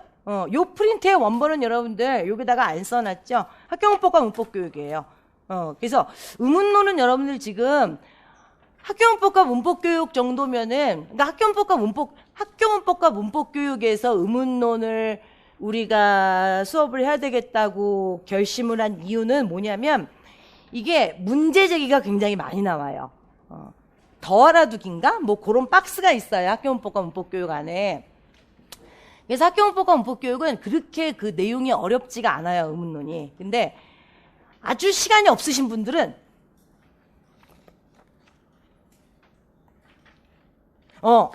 더 알아보기 박스만 봐도 될 것 같아요, 진짜. 근데 나머지 부분들도 여러분들이 기본 이론서에 비해서야 난이도가 좀 있겠죠. 근데 더 알아보기 박스 안에 굉장히 시험 문제에 나올 만한 거리들이 많이 나와 있어요. 그리고 그게 난이도가 있는 거고, 그리고 실제 거기서 시험 문제도 나오고. 근데 세상이 흉흉해져가지고 이제는 또 얘 갖고 안 돼요. 그래서 얘만 가지고 빔을 만들면은 페이지 수가 이렇게 많이 안 나오는데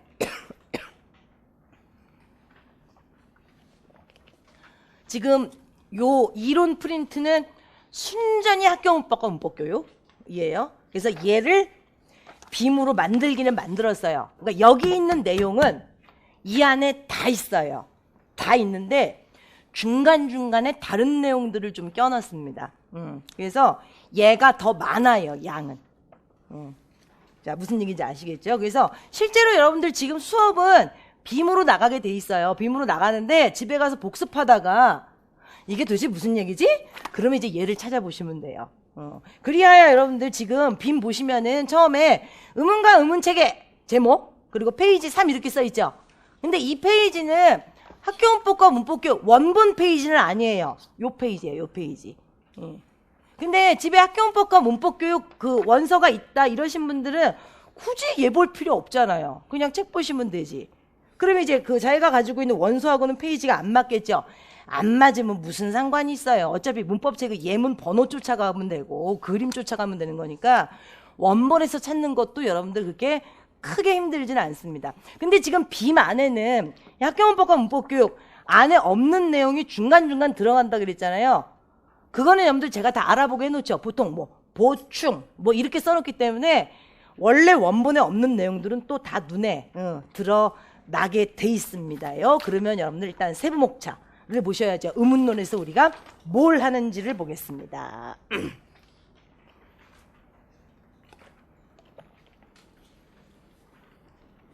복사가 그렇게 시커멓게 나오진 않았네요. 그래서 여러분들 큰 제목에는 제가 음영을 넣어놨는데 밑에서 시커멓게 나오면 비기 싫다고 농도 조절을 했는지 그렇게 시커멓게 나오진 않았어요. 그러면은 그냥 벽까지 쭉 가 있는 거 그게 지금 대제목이죠. 1. 의문과 의문체계예요. 그럼 여러분들 아라비아 숫자로 여러분들 2번을 찾으면은요. 2 오른쪽이죠. 의문의 변동 이에요. 1번하고 2번밖에 없어요 지금. 그럼 1번 의문과 의문체계 안에서 1.1, 1.2, 1.3 찾으셔야죠. 일단 거기까지만 보세요 체계를. 그러니까 지금 1번이 의문이란 무엇인가를 보는 거잖아요. 의문과 의문체계를 보는 거니까 여러분들 멍 때리지 말고 의문이란 무엇인가를 봐야 되고 의문이란 무엇인가를 본 다음에 그 의문이 가지고 있는 체계를 봐야 되는 거죠. 그러면 여러분들 의문 본 다음에 의문의 체계 보면 뭐 자음, 모음 이딴 거 보겠네. 근데 여러분들 그 운이라는 게 음소, 운소 보는 거니까 의문의 체계를 보는 거면은 일단 음소, 자음, 모음 보고 그 다음 운소 봐야 되는 거니까 비분절 의문 이딴 거 보는 거겠네요. 그래서 1.1, 1.2, 1.3에서 뭘 보는지 보니까 운의 개념을 보기 위해서는 또 어쩔 수 없이 여러분들 뭐 음성 이런 거랑 좀 비교를 해야 되지 않겠어요? 그러면 또 우리 잘하는 거 나와야죠. 발음기관, 말소리가 나는 과정. 그럼 저기 허파에서부터 뭐 기관에서 또 뭐 후두 뭐 여기 성대 후두개 울대막에 그래서 뭐 여기 인후 인두 입 코 뭐 이딴 얘기 나와야 되겠죠. 그래서 그게 이제 음성 음운으로 갈리고 그리하여 자음 모음 뭐 이딴 얘기 나오겠죠. 거기서 이제 음운을 보는 거겠고 그러고 나서 그 체계를 본다면서요. 그러니까 여러분들 모음 체계 보고 자음 체계 보고 그러고 나서 오른쪽 위에 있네. 운소, 비분절 음운 이런 거 보겠죠. 그래서 그 운이 몇 개 모이면 이제 마지막으로 뭐 보는 거고 절 보는 거고. 그럼 여러분들 운과 음운 체계 끝나는 거고 1번 끝나고 그 다음에 여러분들 이제 2번 보는 거죠. 그 2번에선 갑자기 웬 의문의 변동? 1번에서 이때까지 여러분들 의문 맞잖아요. 의문. 그러니까 이제 그 의문이 주변 환경에 따라서 잠시 변하는 걸 봐줘야죠. 역사적으로 그냥 변해가지고 화석화, 고착화된 건 변동이 아니라 천이 되는 건데 얘는 주변 환경에 따라서 그냥 잠시 샤샤샥 변했다가 또 환경이 다시 원상복구되면 자기 모습으로 샥 돌아오는 거는 의문의 변동을 보는 거죠. 그래서 의문의 변동에서 제일 먼저 뭐 보는 거예요? 음절의 끝소리 규칙 2.1 보는 거고 2.2에서는요. 의문의 동화는 또 뭐 되게 많어. 자음동화 보고 자음동화 안에서 여러분들 뭐 비음화 유음화 보고 얘네들이 이제 그 필수동화고 수의적 동화 중에서 이제 뭐 보는 거예요? 조음 위치동화 보는 거고 어쨌든 자음동화 보고 그게 2.2.1이고 2.2.2에서 구개음화 보고 구개음화는 여러분들 구개음화 뭐 개념 보고 구개음화가 뭐 안 일어나는 경우도 있다네. 역사적으로 이런 구개음화를 보는 김에 망할놈의 국어사 개설 잠깐 보충 들어가고 자음동화 본 다음에 구개음화 본 다음에 모음동화 보고 모음조합까지 봅니다. 그게 2.2 의문의 동화 보고 2.3에서 여러분들 축약 탈락 보고 그래서 이제 요 부분이 여러분들이 이제 좀 블랙홀이에요. 이 부분에서 기본 이론반에서 본 거를 이제 뛰어넘어가지고 뭔가 한꺼번에 쫙 그 표로 정리를 하면서 시험 칠 때까지 이제 잊어먹으면은 큰일 날 만한 표를 그려서 머리에 한꺼번에 넣고 가고 시험 칠 때까지 이제 조위치동화라든가 축약 탈락 뭐 이몸 수행동화 이런 거 물어보면은 시험지 구석에다가 자기 혼자 표 하나 그려놓고 천하무적으로 다 자기 혼자 그려가지고 기입형이든 서술형이든 다 대답할 수 있게 가야 되는 거예요. 그러니까 이제 그 모음표 하나 그려놓고 이몸 순행동화 축약 여기 탈락 뭐 여기 뭐 축약 그래갖고 그냥 막 시험 문제에서 뭘 물어보면 그때부터 자기가 막 생각을 하는 게 아니라 물어보기도 전에 자기 혼자 표 그려놓고 모든 대답을 다 준비한 다음에 그냥 빈틈에 자기가 다 채워나갈 수 있도록 여기서는 이제 완벽 대비하고 지나가는 겁니다. 그러니까 의문론은 사실상 여기서 뭐 이것만 공부한다고 하니까 되게 간단하네요. 그러니까 오늘 내일 그리고 금요일 정도까지 하면은 지금 문제 나오는 추세로 봐서는 틀릴 게 없어요. 근데 누가 뒤통수를 강하게 치면 좀 충격적이긴 한데 생각해서 맞아주면 되는 거고. 그러니까 여기서 더 나간다 그러면 이제 누구 책을 봐야 되는 거냐면은요. 그 생긴 것도 시커멓게 생긴 기분 나쁜 이문규 선생님 책을 봐야 되는 건데 지금 문제는 거기까지는 안 나가요. 근데 이문규 선생님 책에서 문제를 만들기는 만들어요. 엿먹어라 문제 대비용을 우리가 대비를 하기는 하는데 모의고사에서 대비를 해요. 그거는 지금은 대비를 안 합니다. 이 정도만 해도 차고 넘쳐요. 지금 이제 기출문제 풀어보시면 알아요. 이게 기출서답을 우리가 7, 8월 6주를 하잖아요. 그러니까 여러분들 여기까지만 하고 의문론 문제 나온 거 다 풀어보세요. 어떤 느낌이냐면은 마른 오징어 씹는 게 이거라면 기출문제는 오징어 숙회 먹는 기분? 아니면 연두부 먹는 기분? 이 정도만 해도 차고 넘치는 상황이에요. 근데 문제 그 난이도가 지금 이 정도인데 몇 년에 한 번씩 엿! 이럴 때가 있어요. 그럴 때 너무 당황해요. 그게 2009년 뭐 이럴 때예요. 그때는 막 울고 싶어요. 강사는 이게 뭐 하는 짓인가 싶어서. 그때가 여러분들 우리만 뽑는 같은 책 처음으로 이제 시험에서 확 건드리고 그럴 때.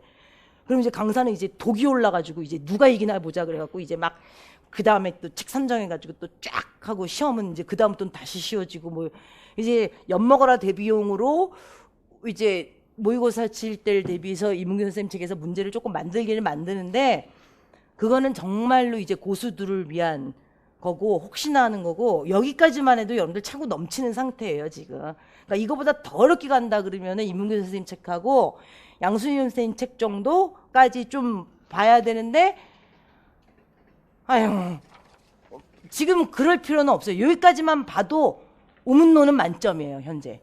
예. 그러니까 여기까지 잘 쫓아오시면은 의문론은 정말 99% 대비입니다. 99% 대비. 예. 그러니까 문제가 노른자라면은 흰자도 정말 너무 넓게 퍼진 흰자까지 준비하는 건데 그렇게 크게 어렵지 않아요. 잘 여기까지 쫓아오셔야 됩니다. 그리고 나서 추격 탈락 보고 우리가 사랑하는 사이소리 현상 보고. 근데 마지막에 그게 중요해요, 여러분들. 별로 안 중요하게 들어온 것 같은데 틈이 없어서 그랬어요. 보충학습. 보충학습. 리을로 인한 의문변동, 리을의 비음화 있죠. 3번 두음 법칙은 맞춤법 규정이고 보충학습 3개 중에서 앞에 2개 있죠.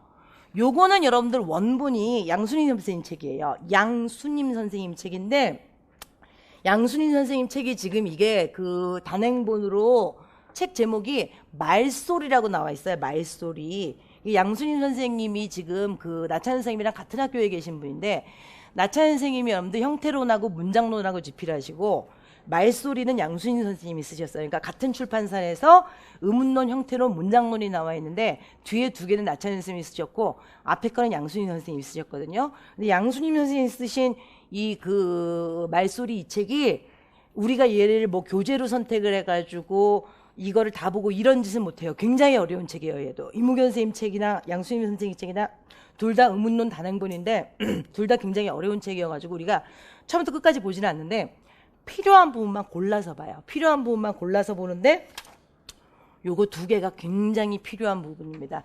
요 보충학습 1번, 2번은 위에서 공부하는 내용 중에서 어디에 직결되는 부분이냐면요.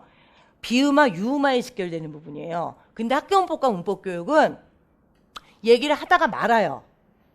그래서 우리도 수업을 딱 거기서는 그렇게 해요. 비음화, 유음화는 학교문법과 문법교육에서 얘기할 때 여기서는 이렇게 얘기를 합니다. 그리고 딱 거기서 그냥 끝내고 거기에 대한 보충으로 진도 다 끝내고 뒤에서 다시 봐요. 요거는 그때 가서 이제 연결을 시켜 드릴게요. 근데 보충학습 1, 2번이 뭐 되게 안 중요한 것처럼 목차에 처리가 돼 있는데 그건 틈이 없어서 그렇게 한 거고 굉장히 중요한 부분이에요. 이거 나중에 시험 칠 때 헛갈리지 마세요. 이거는 목차에다가 아예 굉장히 중요한 부분이라고 표시를 해놓고 들어가셔야 됩니다. 그러니까 여기까지 가면 여러분들 아마 금요일 오후 정도가 되지 않을까 싶어요. 그래서 금요일 오후에 우리말법론이 아마 들어갈 거예요. 여기까지 하고. 근데 여러분들이 굉장히 놀라운 실력을 가지고 있어서 이게 잘 따라오시면은 내일 오후가 될 수도 있고. 자, 됐습니다. 그러면 이제 본격적으로 시작을 합니다. 자, 그러면 이제 어디냐면은 어디서 끊을까요? 일단 1.1까지만 가죠. 말소리와 발음기관입니다. 그래서 이제 발음기관이 뭔지 보고 말소리가 나는 과정 여러분들 기억하시죠? 이건 이제 기본 이론만 거의 복습이에요. 발동부, 발성부, 조음부 보시고 그리고 그 발동부, 발성부, 조음부를 거쳐서 나오는 말소리의 종류 자음, 모음 보시고 그리고 여기서 비음만 왜 독특하게 얘기를 하는지 모르겠지만은 자음, 모음, 비음 보시고 초분절음 정도까지 그냥 한번 쭉 거쳐가 보시죠. 그럼 그게 이제 빔으로 여러분들 몇 페이지까지냐면은요 11페이지까지입니다. 그리고 나서 여러분들 이제 넘어가셔야 됩니다. 자, 시작하시죠. 이제 본격적으로. 자, 보시겠습니다. 자, 의문과 의문 체계가 1번이고 그 중에서 여러분들 1.1 해결하시겠습니다. 그 다음 말소리와 발음 기관까지만 가시는 거예요. 그 다음 페이지. 자, 1.1.1부터 지금 어디까지 가시는 거냐? 1.1.3까지 가시는 겁니다. 첫 번째 여러분들 발음 기관이요. 여기는 이제 눈으로 훑고 가는 그 부분이죠. 뭐. 자, 말소리. 말소리라 그러면 여러분들 음성. 여러 가지 소리들 중에서 인간의 언어를 이루는 소리. 아직 음은 안 나왔어요. 인간의 언어를 이루는 소리. 쟤는 굉장히 여러분들 운하고는 달라서 음성은 물리적이고 구체적인 소리고 운은 여러분들 추상적인 소리 라고 얘기들을 하잖아요. 자, 이 운이 아니라 음성 말고 인간의 언어를 이루는 소리 말고 나머지 그 밖의 소리는 다 향이라고 하는 거고요. 자, 그것의 음성, 인간의 언어를 이루는 소리가 지금 음성인데 그것과 연결해서 바로 나오는 얘기가 발음기관입니다. 발음기관하고 음성하고 연결이 되는 이유가 뭐냐? 요 말소리가 여기서 다시 나오니까 그렇죠. 말소리를 만드는데 관여하는 기관. 이래요. 근데 거기서 되게 인상적인 얘기가 나오는 거죠. 저 발음기관이라는 거는 1차적으로는 먹기 위해서 존재하는 거고, 음성을 내기 위한 기능은 2차적인 기능이다. 그래서 굉장히 인상적인 얘기라 여기다 강조를 했잖아요. 발음기관의 존재 이유는 일단 먹기 위한 거고, 음성을 내기 위한 기능은 2차적으로 존재를 하는 거랍니다. 그러니까 발음기관과 음성이라는 것에 이제 밀착성을 말씀을 드린 거예요. 자, 발음기관을 통해서 음성이 나오는 겁니다. 그러니까 발음기관을 통해서 이제 음향이 나온다고 얘기를 하지 않는 건데, 그렇다고 시험에 뭐 그런 게 나오겠어요? 잘 때 라는 게 이게 음향이냐 음성이냐, 그건 모르겠어요. 자, 발음기관과 음성의 밀착성 됐습니다. 그러면은 여러분들 말소리가 나는 과정을 봅니다요. 그 다음 페이지. 그래서 말소리가 나는 과정은 여러분들, 이것도 인간의 여러분들 그 분절성에 기이한 거겠죠. 저게 그냥 여러분들 이렇게 그러고 나오는 거지. 1단계, 2단계, 3단계, 그리고 지가 끊어서 나오질 않는 건데, 이게 음성학자들 이런 사람들이 저거를 1, 2, 3단계로 나눈 걸 거예요. 발동부, 그 다음 발성부, 그리고 조음부 라고 나눠 놓은 건데, 저거를 우리가 외울 때 올해도 그렇게 외웠나 모르겠는데, 저거 우리가 각종 병으로 외웠던 기억이 한번 나는 것 같기는 해요. 저기 여러분들 허파를 거쳐서 기관을 거쳐서 후두를 진입을 해서 그 안에 있는 성대를 울리냐 안 울리냐를 결정을 해서 후두가 끝나는 게 후두개고, 그 안에 있는 요 그 울림대가 끝나는 부분이 후두개라 울대마개라고 하는 거고, 후두개 입구로 울대마개라고 하는 거고, 그 울대마개를 지나서 이제 입 안으로 진입을 할 때 인두, 목구멍 인자라 그랬죠, 그게. 그래서 인두 할 때 두는 이제 대가리 두자, 아니, 머리 두자를 쓰는 거죠. 인두 안으로 진입을 해서 이제 공기가 입으로 나오느냐 코로 나오느냐. 그래서 허파, 기관, 후두 진입 하면 안에 뭐가 있는 거고, 성대가 있는 거고, 성대 지나서 후두가 끝나서 후두 마개, 후두 개 입꼬루 울대마개가 있는 거고, 그럼 이제 입 안으로 진입을 하게 되는 거고, 그게 인두고. 근데 그거 힘들어요. 후두하고 여러분들 입하고 연결이 돼 있는 거 아니에요. 그래서 거기에 그 묘한 부분에 병이 나면 사람들이 어디에 병이 나는지 잘 모르는 거죠. 근데 이제 이비인후과에 가서 이렇게 뭐 이렇게 볼펜 같은 거 넣어가지고 보세요 그러면 컥 그러고 보잖아요. 그러면은 여러분들 후두에 병이 났는지 인두에 병이 났는지 의사가 알죠. 근데 병원이 문을 닫았어. 일요일이야. 당번 약국에 갔어요. 여기가 아프고 목소리가 안 나와요. 그러면은 약사가 목소리로 봐서는 후두예요 뭐 이러지 못하니까 대충 드세요 그러고 나서 약을 주면은 인후염 약을 주잖아요. 경계선이라 어디에 병이 나는지 모르니까. 그래서 인후염 약을 주기도 하고, 정확하게 이제 의사가 볼펜 같은 거 넣어가지고 막 이렇게 봤을 때는 이거는 인두의 병이네 그러면은 인두염 약을 주기도 하고, 이건 후두네 그러면 후두염 약을 주기도 하는데, 병원 가면은 인후염 약이 훨씬 많아요. 아무데나 들어라 그러고 그냥 종합적인 약을 줘버리기도 하니까. 그래서 후두, 그 다음에 인두, 근데 이게 병으로 다 있다라는 거죠. 허파, 병으로 얘기하면은 기흉, 그 다음에 기관지염, 그 다음에 후두염, 성대결절, 인후염, 인두염, 그 다음에 이제 뭐 입에 병 났으면은 헤르피스, 그 다음에 여기는 비염, 그대로예요. 그게 뭔가 소리가 나는 기관은 여러분들 뭔가 병으로 또 다 연결이 되고, 공기가 통하니까 뭔가 이제 공기가 통한다는 얘기는 그만큼 그 뭐랄까요, 균도 이제 돌아다니기 쉬운데니까 각종 질병으로 외우시든 뭐 기관으로 외우시든. 허파는 당연히 여러분들 펌프질 하는 데겠죠. 그래야지 공기가 나와서 소리가 나니까 거기가 발동입니다. 공기를 움직이기 시작하는 데예요. 그리하여 허파로부터 밖으로 나오는 공기가 말소리를 내는데 이용이 되고 공기가 움직이기 시작합니다. 그래서 그 공기가 여기로 오는 거예요. 그래서 기관을 타고 올라가서 턱 아래쪽 아까 후두로 진입을 해서 그 안에 여러분들 후두 안쪽에 지금 성대가 있다 그랬죠. 성대를 지나면서 소리가 나는데 성대를 지나가면서 성대를 울리냐 안 울리냐에 따라서 거기서 결정은 된다 그랬죠. 뭔지 유성음인지 무성음인지. 이게 무성음이라 그러면 여러분들 뿌뿌뿌 뭐 이런 거 나오는 거고 유성음이다 그러면 모든 모음 그리고 유성 자음이 나오는 거라 그랬죠. 그래서 성대가 울리냐 안 울리냐에 따라서 지금 유성음 무성음으로 결정이 됩니다. 그래서 저기서는 소리만 일단 내면서 유성음 무성음만 결정이 되는 거예요. 저게 발성부입니다. 이 성대라는 게 목청 얘기하는 거고 목청 좋다 그러면은 성대.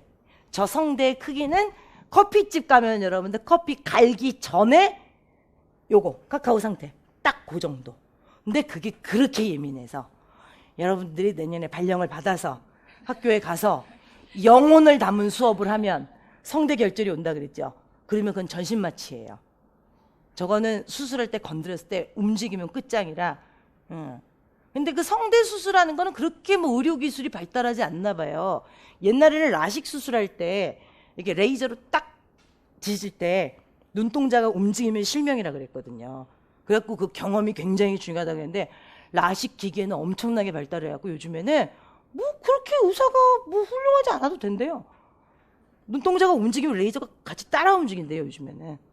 그러니까 요즘에 총도 여러분들 이렇게 쏘면은 적군이 움직이면 총알도 따라 움직이고 뭐 이런 것처럼 요즘에는 뭐 라식 그렇게 뭐 아무데나 하면 이렇게 막 따라 움직여갖고 성대결절 수술은 전신마취라 전신마취 한 번 할 때마다 뇌세포가 뭐 얼마큼 죽는다더라? 성대결절 한 번 하고 제왕절개로 애 2명 낳고 그러면 전신마취 3번이잖아요.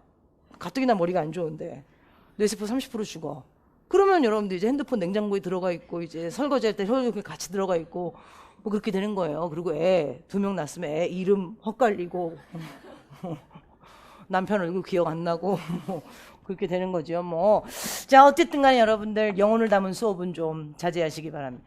배에 힘주고 하라 그러잖아요. 나도 그거 잘 못해요. 막 목 나가고. 근데 그 성대결절 수술하고 나면 좋은 점이 꾀꼬리 같은 목소리. 어린아이 쪽의 목소리가 돼요. 한 2주. 그리고 다시 자기 목소리로 돌아오는데 거기서 목 다시 나가면 끝장이에요. 나가야 돼요. 그냥 자기 혼자 정년퇴직하고 나가야 돼요.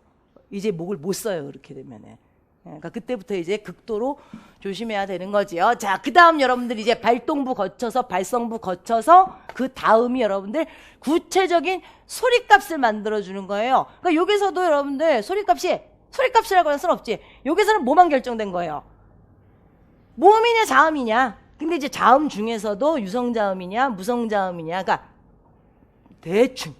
그냥 여기서는 그냥 남, 녀. 이 정도만 관련 거지. 여기서 잘생긴 남자, 못생긴 남자, 이게 뭐 유퉁이냐, 정우성이냐, 이렇게 나눠지질 않은 거잖아요. 그냥 남, 녀 정도. 그 다음 여러분들 이제 3단계가 조음부입니다. 조음부. 좀 전에 여러분들 지금 목청 지나왔잖아요. 목청 지나고 나서도 아직 후두예요. 그러니까 후두 진입해서 목청 있고 후두가 끝나는 부분, 후두개. 그게 울대막이라고 그랬죠. 울림대막에. 지금 울대막에 후두개 지나서 이제 목안, 인두. 저 인이 여러분들 아까 써놨죠. 목구멍 인자. 그리고 이게 머리두자. 목 안으로 진입을 해서 입으로 공기가 나가냐, 코로 나가냐. 그게 결정이 됩니다. 그리고 나서 여러분들 여기서는 소리 다듬기. 조음 과정이 이제 시작이 된다 그랬죠. 그러니까 여러분들 이게 목 안으로 진입을 해서 여기서부터 여러분들 여기까지라는 거 아니에요.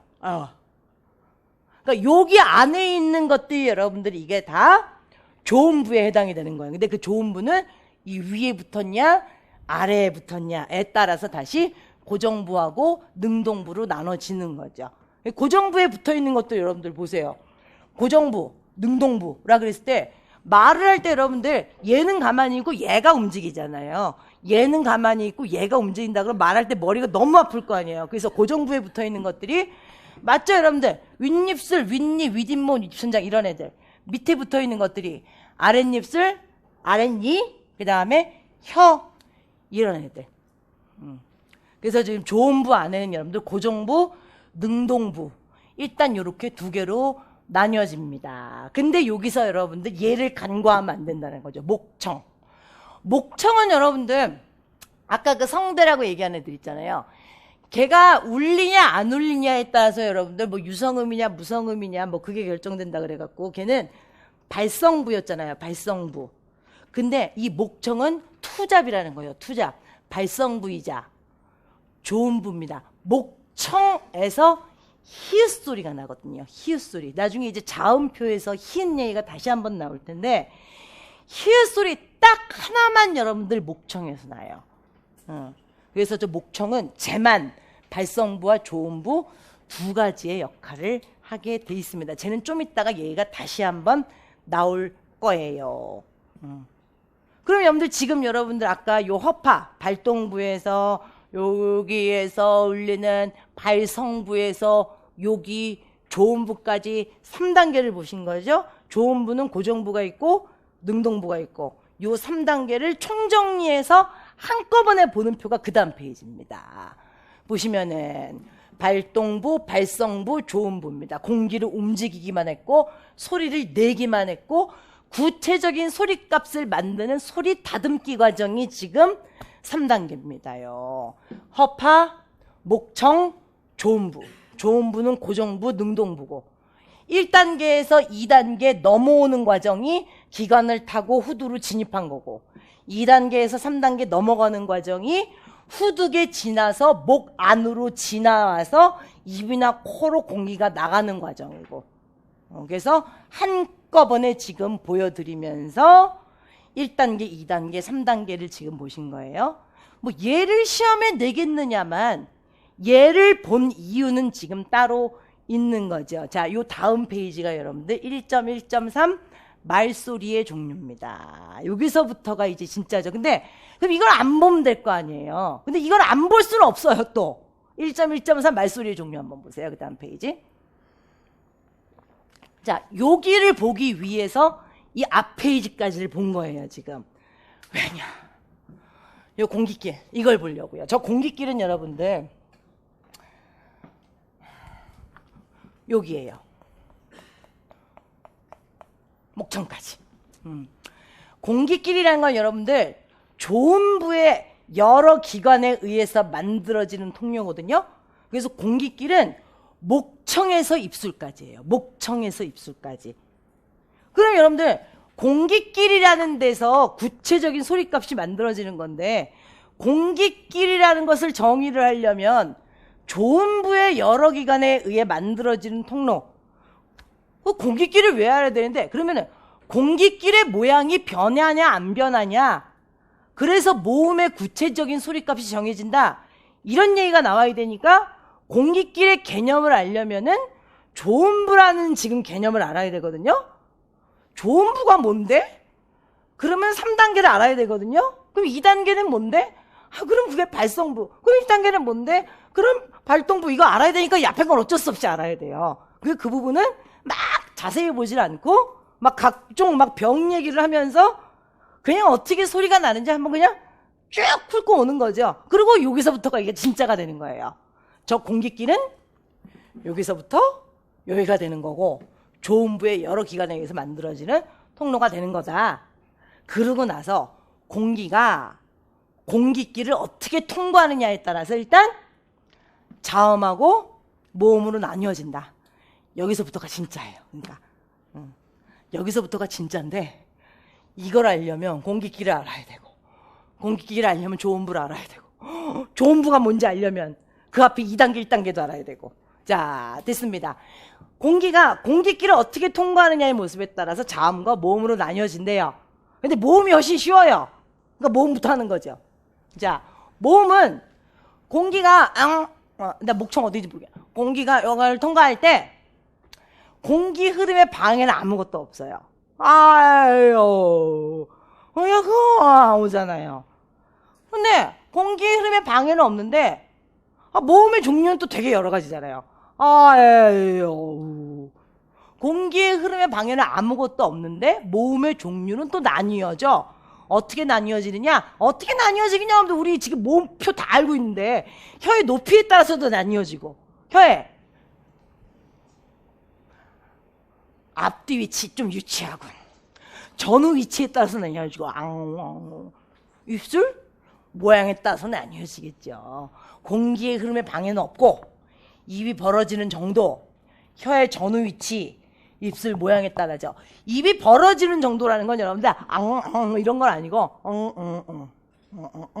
그러니까 혀의 높이 이 정도 되겠죠. 자, 그러면 자음은요.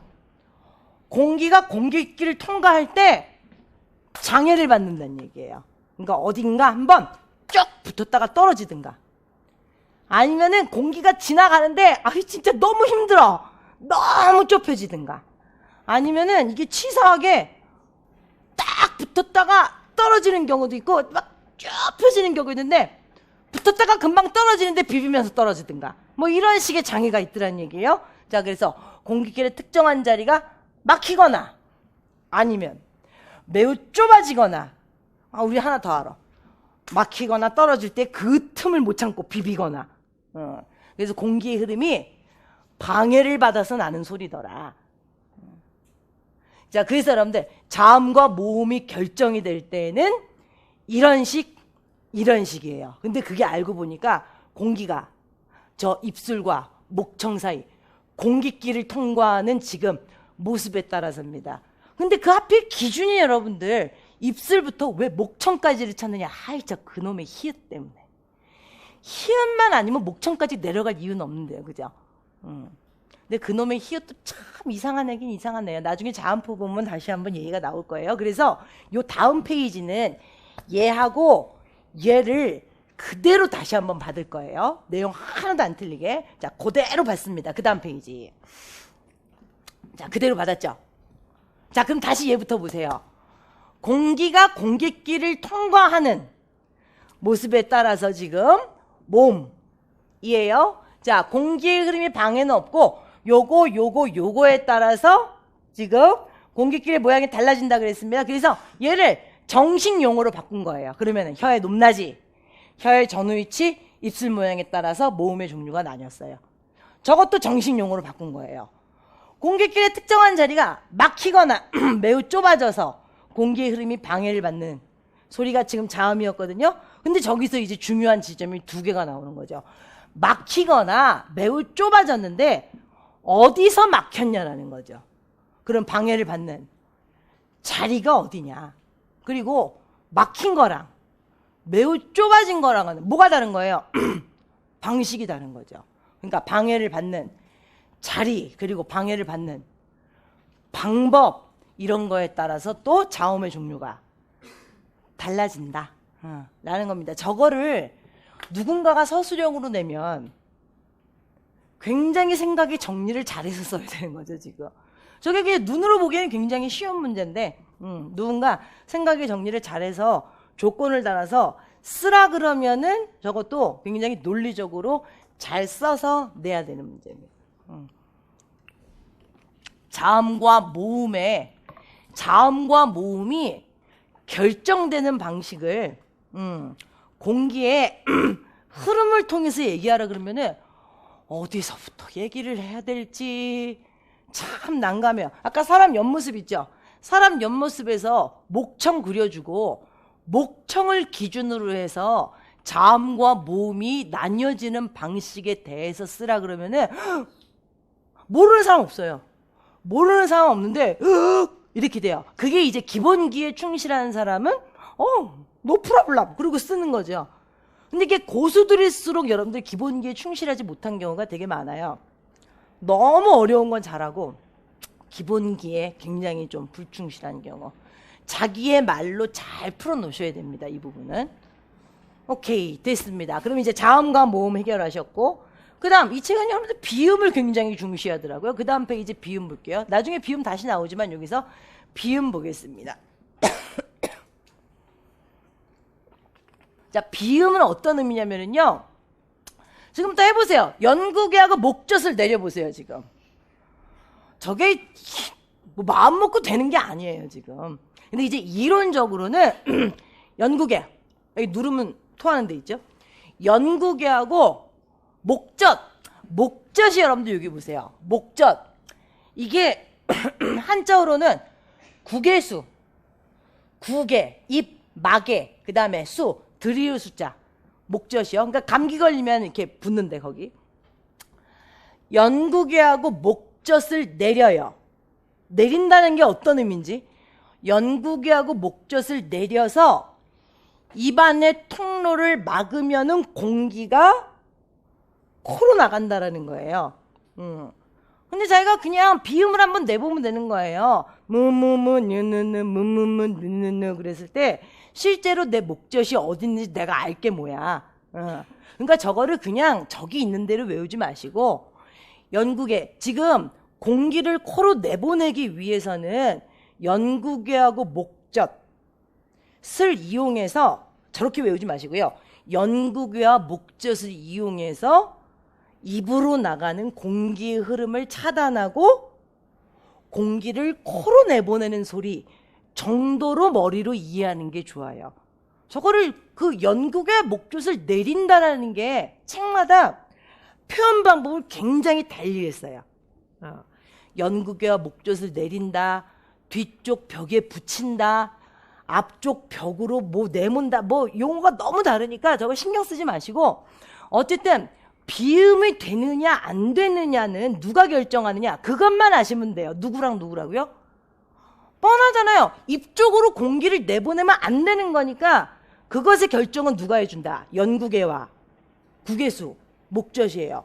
연구계와 목젖을 이용해서 입으로 나가는 공기 흐름을 차단하고 완전 차단은 안 돼요. 근데 그게 어차피 이어져 있기 때문에 코로 공기를 내보내는 소리입니다.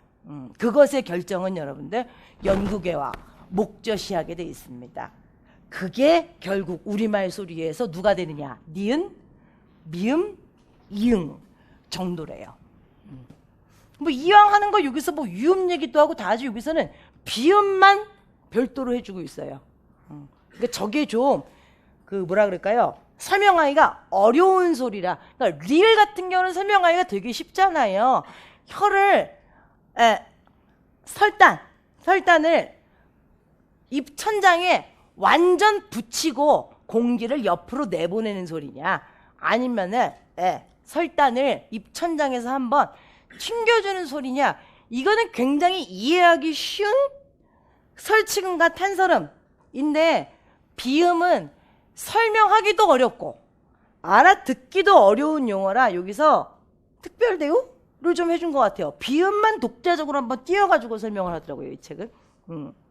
외울 필요는 없어요. 이거를 구구절절히 외울 필요는 없고 비음이라 그러면은 공기가 코로 나가야 되는데 그럼 코로 내보내기 위해서는 입으로 나가는 공기를 차단을 해줘야 돼요. 그때 참여하는 기관은 누구냐? 연구계하고 목젖입니다. 그래서 비음이 뭐가 나오느냐? 니은, 미음, 이응 정도가 나오게 돼 있습니다. 오케이. 그 다음 여러분들 초분절음, 은론 할 때 이게 운소가 되는 거죠. 길이, 높이, 세기, 억양 뭐 이 정도입니다. 얘네들은 여러분들 당연히 여러분들 음은 그러면 여러분들 이제 분절적인 소리가 되는 거 아니에요. 근데 얘네들은 여러분들 분절적인 소리값을 갖지 않기 때문에 초분절음 이라는 얘기를 합니다. 그래서 여러분들 이거는 저도 이번에 처음 한 얘기인데 우리가 여러분들 그 비분절음이라 그러면은 장단, 뭐 말미소, 뭐 억양, 뭐 연접소 뭐 이런 얘기들 하잖아요. 근데 이게 그 표준발음법 어문 규정에서는 이걸 길이밖에 인정을 안 한다 그러더라고요. 아직 장단밖에 인정을 안 해요. 근데 이게 고등학교 교과서에서도 길이, 높이, 억양 이 정도까지 다루고는 있거든요. 이거를 왜 봤냐면은 우리 집 훈남이 중간고사 시험 문제 저게 나왔어요. 객관식 문제에서 옳지 않은 걸 고르시오가 문제였는데 옳지 않은 거는 너무도 확연하게 5번이에요. 무슨 단어를 하나 주고 서울.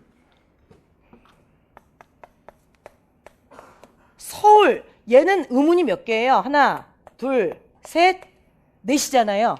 서울은 5개의 의문으로 이루어져 있다. 예요. 그럼 쟤는 누가 봐도 틀렸죠. 5개의 의문으로 이루어져 있다. 그래서 답은 5번이었어요. 근데 1번에 뭐라고 돼 있었냐면은 우리말의 비분절 의문은 장단밖에 없다. 였어요. 근데 그게 하필 1번이에요. 우리말의 비분절 의문은 장단밖에 없다. 근데 걔네 국어 시험 문제가 문항수가 되게 많더라고요. 왜냐하면 화법, 독서, 장문, 문학이었으니까. 화법, 장문, 독서, 문법, 문학이잖아요. 지금 국어 1위. 이걸 쪼개가지고 시험을 다 봐야 되니까 문항수가 40문제가 그래요. 그러니까 애들이 빨리빨리 풀고 지나가야 되잖아요. 그러니까 여기서 애들이 이걸 찍고 뒤에 걸 안 보고 지나간 애들이 너무 많았나 봐요. 근데 아주 냉철한 장훈남 군께서는 5번까지 다 보고 이걸 맞기는 맞았어요. 맞기는 맞았는데 애들이 시험 끝나고 왕왕왕왕 되면서 1번도 맞게다 뭐 이렇게 됐겠죠? 근데 얘가 또 국어선생님 아들이 아니랄까봐 집에 와가지고 비분절 의문이 장단밖에 없어? 그래갖고 내가 너 문법 과외식이나 시켜놨더니 그걸 질문이라고 하냐? 그랬더니 아니 그게 아니고 저거 말고 뭐 말미소도 있고 장단 뭐도 있고 그래갖고 근데 왜? 그랬더니 시험지를 보여주더라고요. 그래갖고 오잉 무슨 이런 문제가? 그랬더니 얘네 교과서 안에는 비분절 의문에서 장단만 나와 있어요. 근데 교과서 안에 비분절 의문은 장단밖에 없다라고 돼 있질 않고 비분절 의문 그러고 나서 장단 얘기만 나와 있어요. 근데 이 동네 그 학원들을 보니까 뭐 요 학원에는 이 고등학교 저 고등학교 그 고등학교가 있잖아요. 그러니까 선생님들이 프린트를 만들어서 수업을 할 때 얘네 학교는 지금 천재교육과를 쓰는데 비상 쓰는 애들도 있고 못도 있고 그러니까 종합판을 만드는 걸 거 아니에요. 그 내가 와갖고 얘 얘기를 듣고 비상도 보고 못도 보고 다 봤더니 천재만 교과서에 장단을 다루고 비상하고 뭐 어디 걸 봤더니 나머지 교과서들은 장단하고 뭐 억양하고 몇 가지를 다루더라고요. 그래서 되게 웃긴다 그러고 나서 천재 지도서를 봤더니 지도서 안에는 또 장단하고 뭐 나머지 것들을 다 다뤄요. 문제를 뭐 이렇게 냈냐 그러고 있었는데 나중에 물어봤어요 얘한테. 이 문제 처리를 어떻게 했냐고. 그랬더니 문제 삭제 안 하고 얘만 답으로 했대요. 학교는 합리적이지 않아요. 수업 시간에 배운 걸 기준으로 한다 그러고 그냥 갔대요. 얘가 굉장히 화가 났어요. 합리적이지 못한 학교에. 얘는 이 문제를 맞았는데도 불구하고 처리 방식에 대해서 굉장히 화가 난 거예요.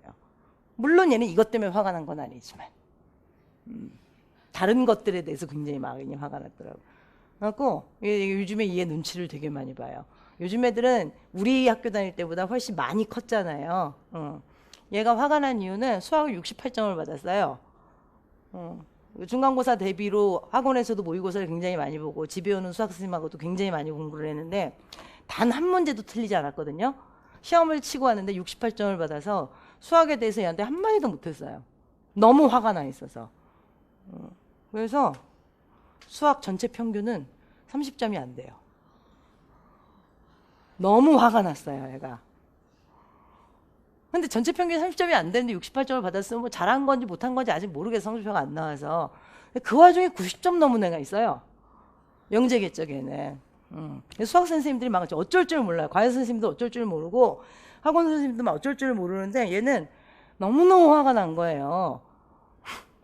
근데 시험지를 보니까 객관식 문제의 총점이 34점. 객관식 문제가 34점어치. 나머지 66점이 서술형. 그 중에 12점짜리가 몇 문제, 8점짜리가 몇 문제. 그리고 얘 초등학교 친구, 중학교는 딴 데 다니다가 고등학교 때 다시 만난 애가 있는데 얘 잘하는 애거든요. 뭐 반에서 1등하고 이런 애는 아니지만 우수한 애예요.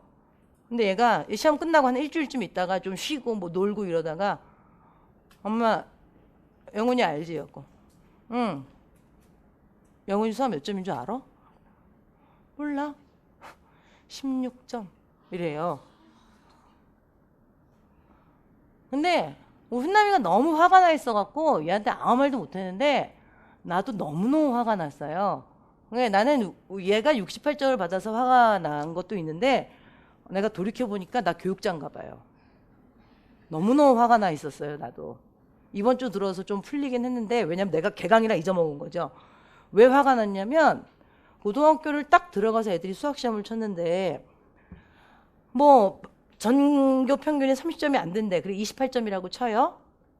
근데 우리 집 훈남이처럼 엄청나게 과외하고 엄청나게 막 학원 다녀가지고 68점 받은 애가 많을 거 아니에요. 60점대 후반 중반. 근데 평균이 뭐 29점이라고 쳐. 5점 받은 애, 10점 받은 애 엄청나게 많겠죠. 걔네들의 패배감과 좌절감은 누가 책임질 거예요 도대체. 그 집 엄마들의 패배감과 좌절감은 누가 책임지고. 왜 애들을 그렇게 키워요 도대체. 애들이 학교에 가고 싶겠어요? 수학 시간에 수업을 듣고 싶겠어요? 그래서 학교 선생님들한테 할 얘기는 아니지만 그냥 아빠가 그러더라고요. 그다음에 너네 수학 선생님 이름 뭐냐? 그러고 묻더라고요. 얘네 아빠가 화가 나서 뭐 어떻게 하려고 그러는지 모르겠지만 그랬더니 얘가 또 편을 들더라고요. 우리 선생님 쉽게 냈어. 그러더라고요. 내가 네가 어떻게 알아? 그랬어요. 그랬더니 수업 시간에 선생님이 낸 문제를 풀어줬대요. 다른 문제는? 그래서 선생님 못 풀겠다고 안 풀어줬어. 그 선생님 굉장히 솔직하죠. 다른 문제 못 풀겠다고 안 풀어줬대요.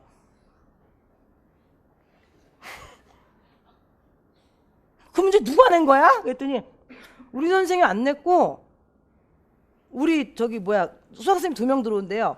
얘네 선생님 나이 좀 있는 엄마 나이 또래 선생님이라고 그랬거든요.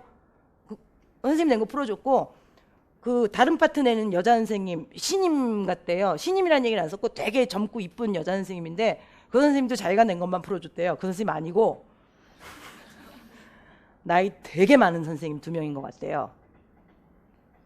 수업 시간에 할 얘기는 아닌데 꼴통이에요. 정말 일제시대 교육을 벗어나지 못한 그 2사람 잡아다가 골방에 가둬놓고 숫자만 바꿔가지고 다시 풀어보라 그래야 돼요. 풀 수 있나 없나.